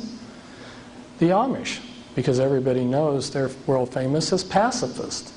fact, I was Amish for a number of years. I used to be Amish, drove horse and buggy. If they wanted to use an Amishman as an assassin, and he spent a lifetime of being programmed, and then they, through their cues and their triggers, they set off a program that's been pre-programmed into the person. These people are just like human computers. And the Amishman will leave his farm and travel for some ostensible reason. Maybe he's going to visit Freundschaft, that's relatives, in another state. And then while he's traveling, maybe he goes into a restroom. And in that restroom, a series of things click in his mind as he switches through various personalities in a systematic way. And he eventually switches into the correct altar that they want. And that altar carries out his assigned assassination task. Then, as programmed, switches back into his Amishman personality and goes to his relatives and then goes back home. And all he knows, all his front personalities know, is that he went on a trip to visit his relatives. And when he gets back, and these are called wet ops by them. Wet ops means blood's going to run, or black ops. And they got their own terminology and lingo for all of this. And when he gets back, at some point, there'll be a team that debriefs him. They'll have a programmer, and they'll have a lie detector, somebody running a lie detector and someone else. And they'll run them through 3 times to make sure they get the truth of what happened. And when they're satisfied they got the truth, they'll let this Amish boy go back to his Amish farm. So there's a lot going on. And I see it all around, and I know what's going on. And you really, if you're wanting to know, you need to get the Volume 2 book. Because there's just so much to tell you that I can't begin to do it. But one of the programming places, Bethesda, Maryland, the hospital there, this comes from it. This is showing brain scans of people that are multiples. And it's showing that somebody who pretends to be different personalities has a different brain than somebody who shifts from different personality to different personality. A person with multiple personality disorder has a different brain. It's actually physically different after all the traumas and amnesia walls and programming. This is me. This is a place of fine arts, Palace of Fine Arts in San Francisco, right next to the Presidio, which is used by the Illuminati for rituals.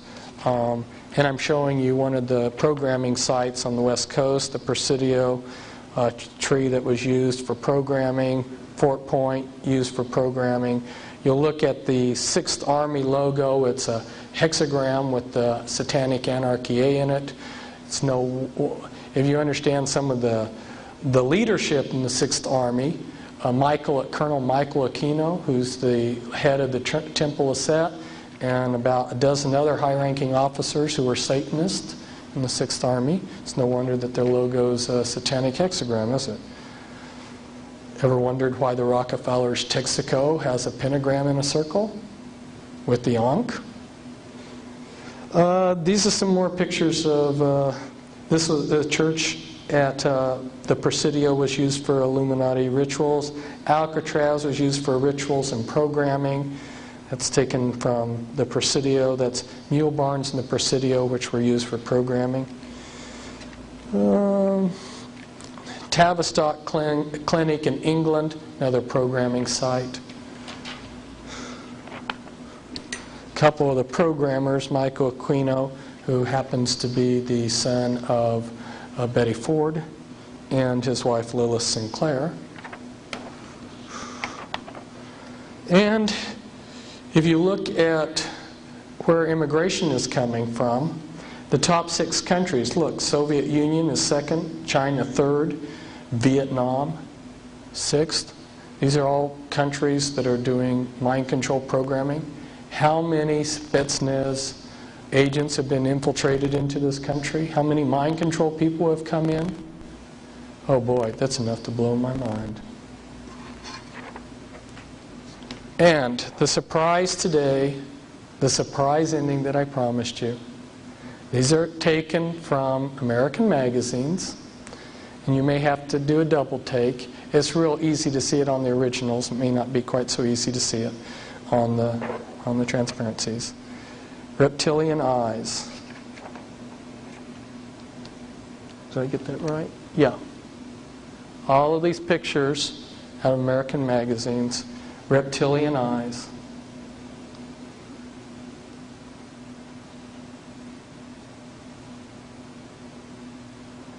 So like the lady who told all these stories in Arabia, you know, you'll have to invite me back for me to tell you more. Reptilian eyes. Can you see it? You see what I'm saying? Look up here. Look up here at there. Do you see how the eyes are reptilian?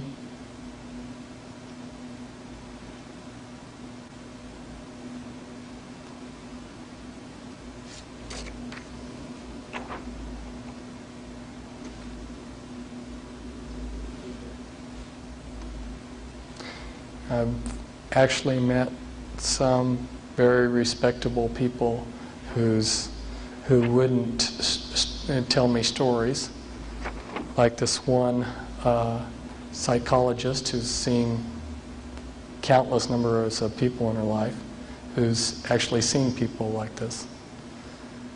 Okay, thank you.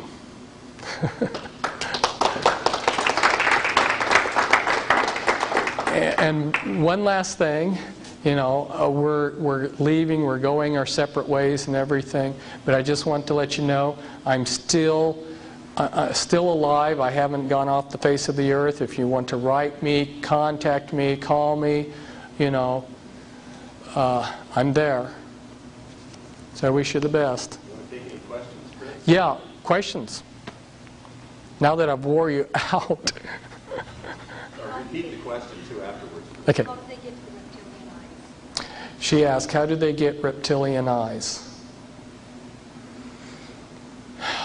I wasn't going to talk about this subject, but I don't have final answers on some of these things. I can give you tentative answers. One of the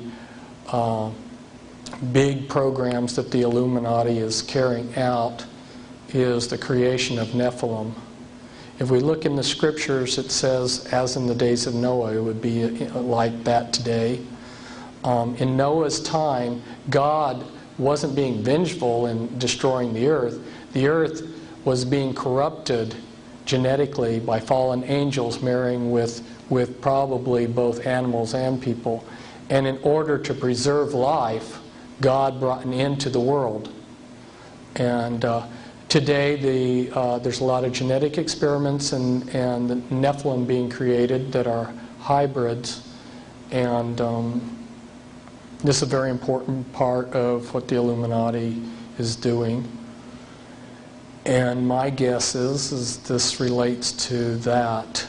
You talk about your lineages like your Rothschilds, and they have been intermarrying with what the public calls aliens. And so that these people aren't human as we would know human. They've been pretty thoroughly demonized. If we go back in time, the chief advisor to Queen Elizabeth I, Sir John Dee, he was a Kabbalistic black magician.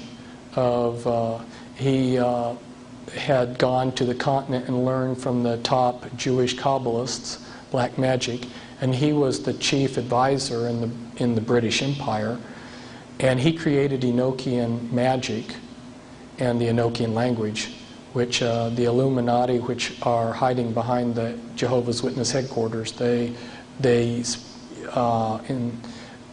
Enochian rituals. That's what the power of the Enochian magic is. The watchtowers. That's why they call it the Watchtower Society. But anyway, yeah, they get a laugh when they say Watchtower Society because it's got a double meaning. Got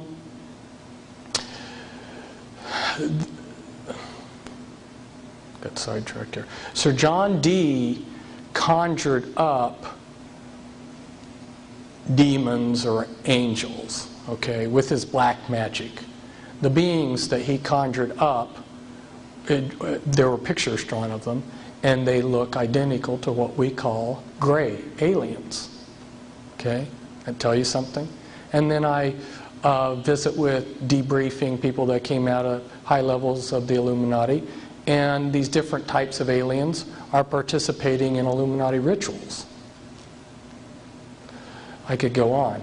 The bottom line is I have concluded that there are no good aliens. The aliens are demons, and we've got a mixture going on of demons and flesh and blood, and we've also got other genetic experiments. Yes? You mentioned organized crime with Federal Express. Is there any kind of tie like that to UPS? She says I mentioned organized crime with UPS. With Federal Express. Is there any connection with UPS? I think there was a little misunderstanding there. I was talking about the Federal Reserve is not a private company. And some people see Federal Express trucks and they think that they're government, it's a government mail service. And I was just mentioning that the Rothschilds own Federal Express. It's a private government. But they have the power. See, if an individual like me tried to start a company, Federal Express, using red, white, and blue on my trucks, the government would come in and say, no, that's ours. You're infringing on our territory. People are going to mistake this for something as the government, but the Rothschilds can do it and get away with it. As far as UPS and all of your big corporations tie in. And I didn't get into talking about the interlinking directorates and how it all ties in, but you're not going to see any big corporation that doesn't tie in with this. In fact, it would be kind of interesting sometime to have the time to explain to you how they have some formulas for taking over these. If you have a successful family business, okay, and let's go back to the Revolutionary War. There were 3 men that were instrumental, in my opinion, in the creation of this nation. Benjamin Franklin, he was a Satanist and the genius behind the American Revolution. And George Washington, who was just an everyday Mason, but he had a lot of character and was able to hold the Continental Army together over a 13-year war. A lot of suffering in that war that the American Army had to suffer, and he held them together. So he's responsible just because of the strength of character. But Benjamin Franklin had his hand in everything. I mean, the man was the mastermind behind so much.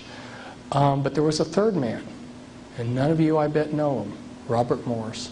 How many people here have heard of Robert Morse? One person, yeah. And he did probably as much as the other two. He was a financial genius. And he wheeled and dealed and managed to keep the Americans supplied. And only somebody with an incredible genius like his could have carried it off. But he wasn't part of the mystery religions. He wasn't a Freemason. So after the Revolutionary War, they took him down, and he ended up in prison. He ended up in debtor's prison. So if you look at what they did to him, what they do is they'll take family-owned businesses and they'll promise you the moon. They'll say, hey, you got this great business? We'll make it even better. We'll loan you all this money. And they'll get a person in over their head, and then wham, before you know it, they're running it. So they got some specific tactics that they use when they see anybody like Howard Hughes or Robert Morse, who's a genius, who's going to make it. They step in with their tried and true tactics. That's why I want to get out there and talk to people, because people started noticing that they just keep doing the same things over again, these tried and true tactics. Then maybe somebody might sidestep them for once. Do you fear for your life? No. Just wondered. Oh, I'm supposed to say the question over the mic. I was asked if I fear for my life. No. That's the short answer of it.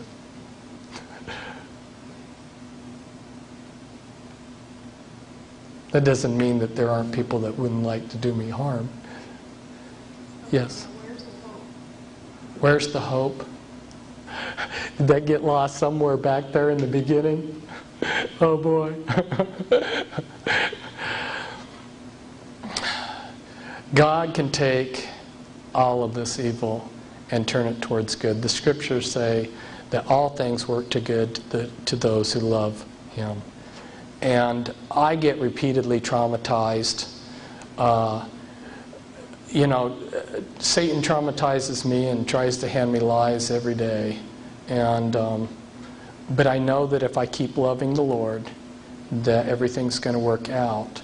And I believe that if you've ever watched a pair of fencers dueling, and if one of them gets a mark on his cheek, it becomes a badge, sort of like of honor. And I believe that the glory when we're in heaven is going to be retroactive, and all of these battles that we fought are going to be seen in glory. The glory is going to be retroactive. And I believe when I'm in heaven, I'm going to say I was always in heaven.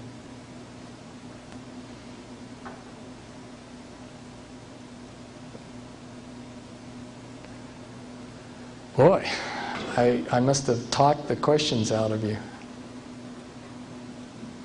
That's just a quick overview, people.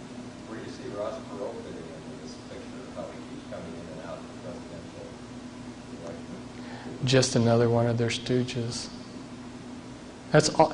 Everybody that's run for president in this century has been one of their... I say everybody. When I mean, I'm qualifying that not...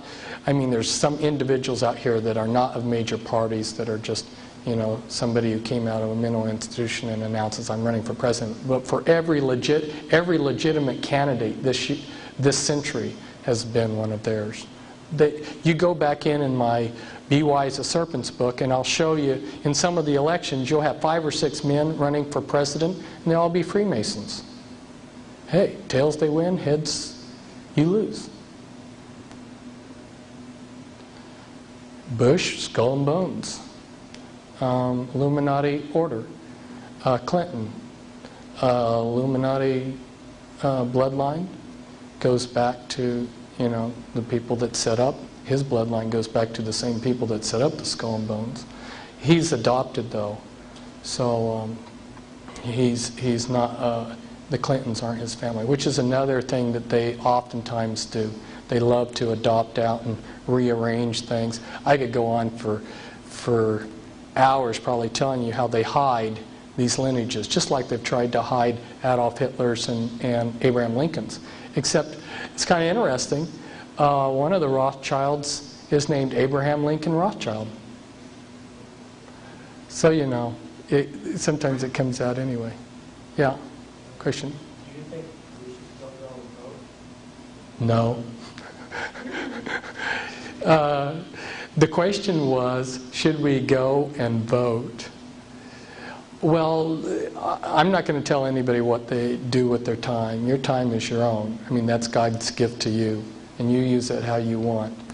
But in terms of what I know, the voting is rigged. Back when Bush and Clinton were running against each other, a friend of mine who connects in with all of this, he had a map back 6 months before the primaries that had all of the election statistics, the final election statistics. The map had all of the electoral college votes for the states as they would be determined, and then the popular vote down to a T. These weren't projections. They were the final figures. It was long before the primaries. And then I knew from my Illuminati sources that they wanted George Bush in as president again when he ran against Clinton. And then I made them, I guess you could say, the mistake of printing that in my newsletter that the Illuminati wanted Bush reelected, and that, of course, what they want, they'll get. But then I noticed in August that they changed their mind. And so then I wrote a little paragraph in my newsletter. They changed their mind, but nobody read my other paragraph. They just remembered the first thing that I'd said. So now there's a certain set of people out there that are convinced I'm a false prophet. So I tend to like to back away from talking about the Illuminati's plans because they do change them. But the voting's all rigged. And there's a good book, Vote Scam, by the Collier brothers. And I guess a lot of you probably read it already, so it's not even news anymore. Okay, question. You said about the Oklahoma bombing, that this was all planned. Do you know of any, have you heard of anything else that might be planned? Oh, anything else? Yeah. Well, in relationship to Atlanta, they wanted to test martial law being brought in on the American people in the Atlanta area. And so they were going to create several acts of terrorism so that they could bring in a localized or regionalized martial law in that area to see how the American people would respond. And so that's something that's happening recently. Now again, some of these predictions I have to be kind of careful talking about them to people because like back in 1992 I said that when the banking laws were going to change, there were going to be all these banks fold. Well, they did, but they didn't announce them on the radios. And you just saw banks changing names. And so again, people were telling me, well, Fritz, you're blah blah blah blah. Well, fine. It's people don't have the eyes to see what's going on, and I don't like to be in the position of saying what's going to happen in the future because I believe that nothing's cast in stone. There's nothing that definitely says that in the year 2000 we're going to have the Antichrist. Henry Kissinger kind of backed that up. I was watching him one day and he said, we are going to have a new world order. We either have it in this generation or the next generation, but we will have one. But see, he was showing that they're at least beginning to think that, hey, maybe it isn't going to click. And see, Satan's double-binded. Talk about the hope again, okay? This is another aspect of the hope part of it. Satan is trying to imitate God by being omniscient and omnipotent, but he isn't. So he does that through technology and like to be the all-seeing eye. He has spy satellites in the sky and people on the ground that are spying and computers. So he's trying to use this vast array, this big mechanism in this world system to control everything so he seems godlike and all-powerful. Well, people like me are throwing sand in that equipment. It doesn't take a whole lot of sand in a piece of equipment to slow it down or bring it to a halt. He is double-binded, and the double bind that Satan's in is this. At some point, God's going to say, you can have it, Satan, run the world. Now, he's got to get all of his ducks and all of this intricate equipment lined up running smoothly and perfectly, or he's not going to run, the New World Order's not going to run for him. So he's double-binded, and he's not telling his minions, his slaves out there, how things aren't coming into line. And there's some pretty powerful people out there that are doing things on our behalf. I don't know if you heard about the Renegade Computer Group with the Cray computers. You did, good. Did you hear about, let's see, what was something, did you hear about the Freemen being freed? The Freemen got what they wanted. The Freemen, that they had this long standoff. They got what they wanted, which was a court that was not part of the corrupt American judicial system, but was set up common law venue. And they got that and got free. Got exactly what they wanted. About it, oh, the newspapers aren't going to tell you anything.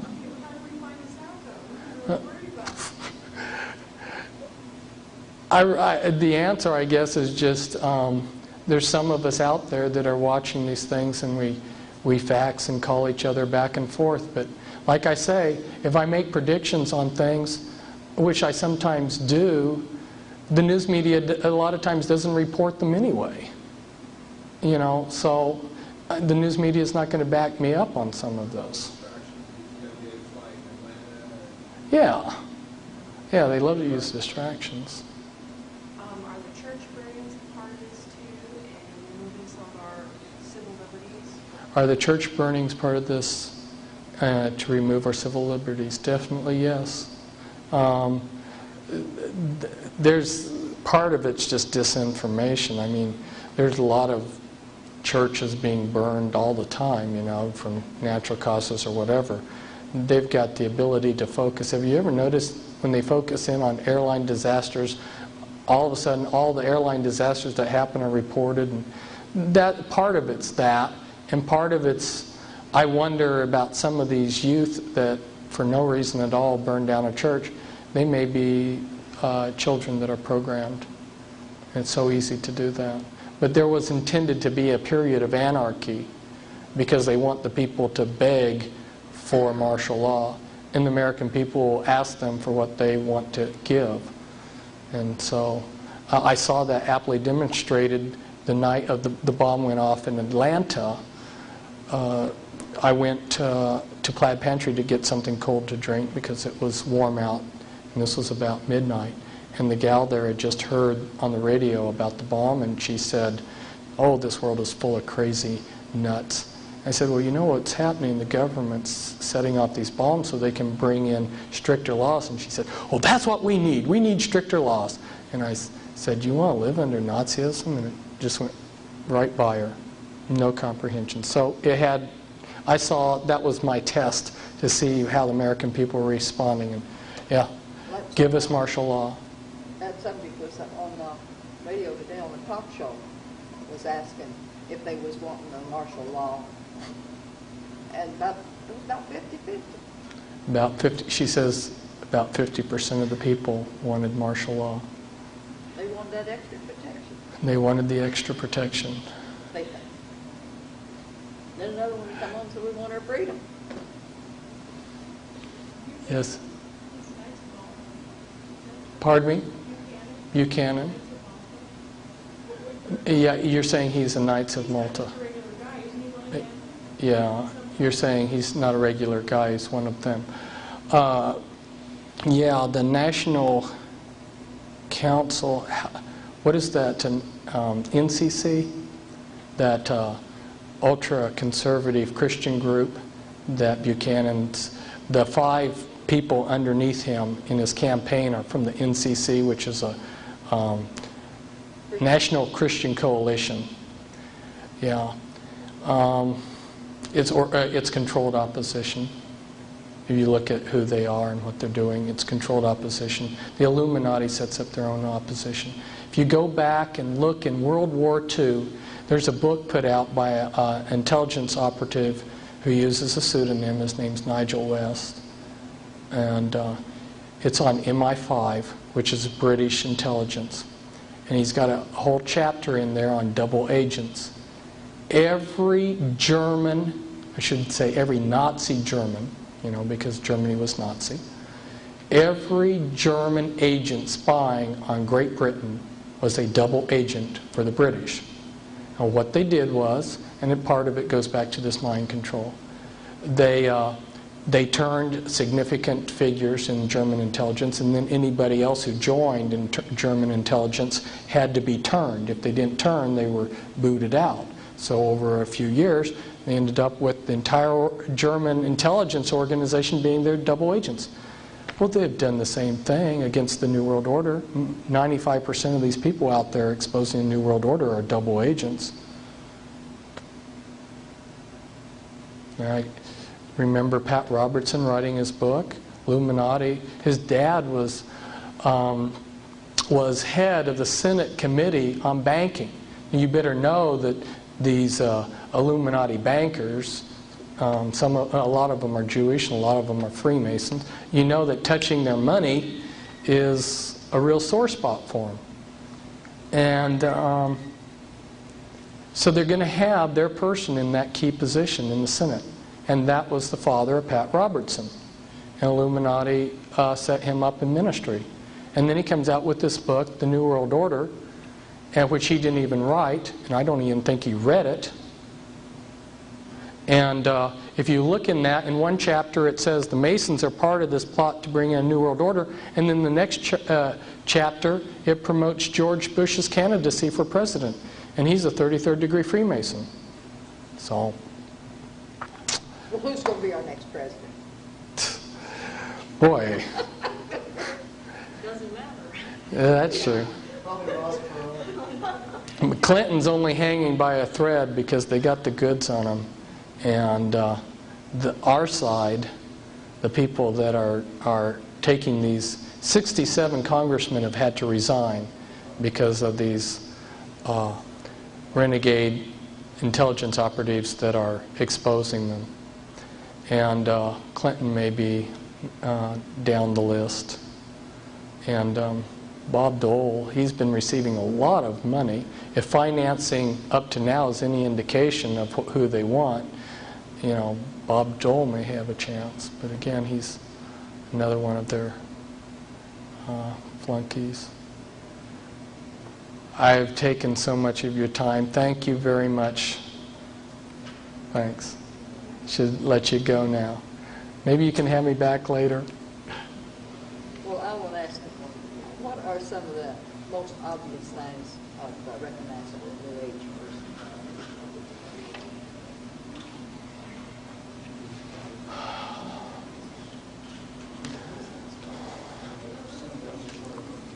A New Age person. Well, Is it the fetishes or the things they worship, or New Age is a broad term, and New Age has just become our culture. So if they're a normal American today is pretty well steeped in New Ageism. New Age concepts use holistic health, witchcraft practices. You might see it's jewelry, you know, like Ankh. The way they talk, they want to protect nature, a radical environmentalism, the acceptance of anything and everything, especially, you know, minorities like gays and things like this. Let me ask you one last thing. You think that they'll make the economy collapse right after the election?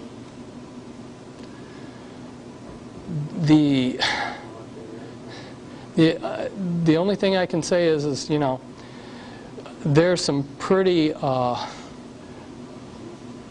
respectable people on their side of things that are saying that it's going to collapse soon.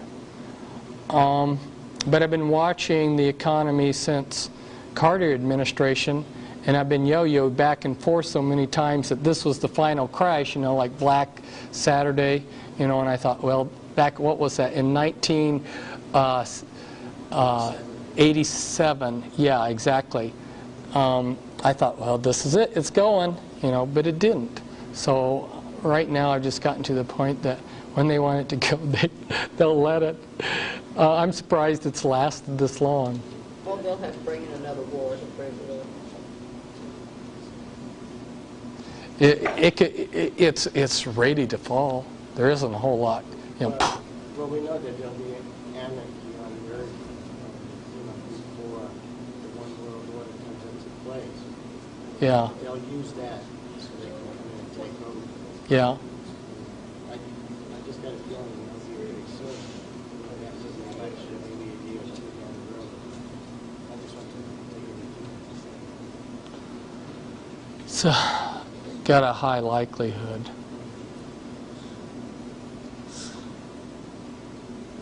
Yeah, I don't know whether we're going to go home or not. It's been great. Thank you. Come on, God Jesus. bless you. Oh. God When bless you you too. were just speaking about Noah, Yeah. yeah, for that.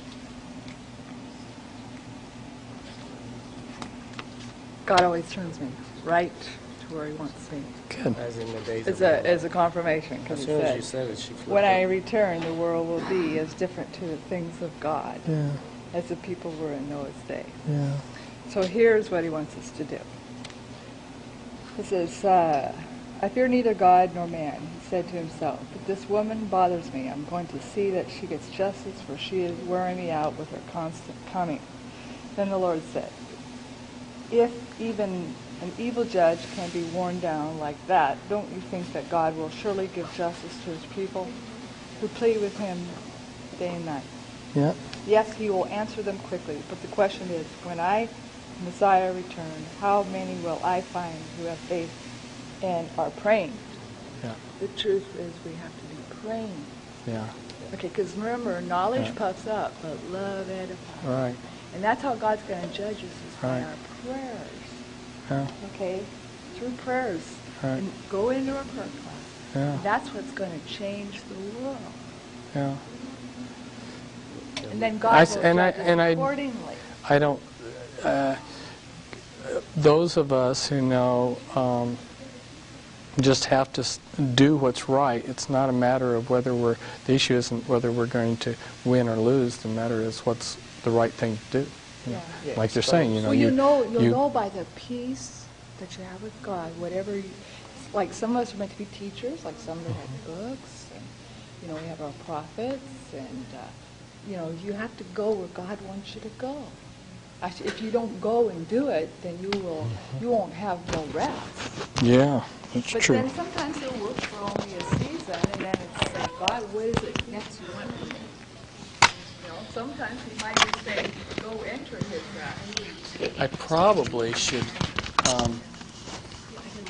get myself together here because I've got to get home. Driving back to Portland tonight. So, After all that talking, you're going to drive now? yeah. Oh, cool. Oh, cool. Great. Let me get on that mailing list. When does your tour start? In about 4 days And how long will you be gone? for half a night. It'll be one big city after What do another. you think about that Scarlet and the Beast book? Well, We've browsed through it. We haven't read the whole thing. I was disappointed. Really? It seemed to me like, he had access to all this information and he just disregarded it. And he got this notion in his mind at some point that English Freemasonry and French Freemasonry are the two powers in the world, I can't get and my that pen open. they're fighting each other for control of the world. It's just not true. And you look at someone like Benjamin Franklin. Benjamin Franklin was the highest-ranking Freemason for the British Freemasonry in the colonies. He was also one of the major Freemasons in the French system. Now, where's this big war going on? The two groups, their leaders meet every year at the Alpina Lodge. It's all just a bunch of... I wonder why he did that. Why he came up with Because that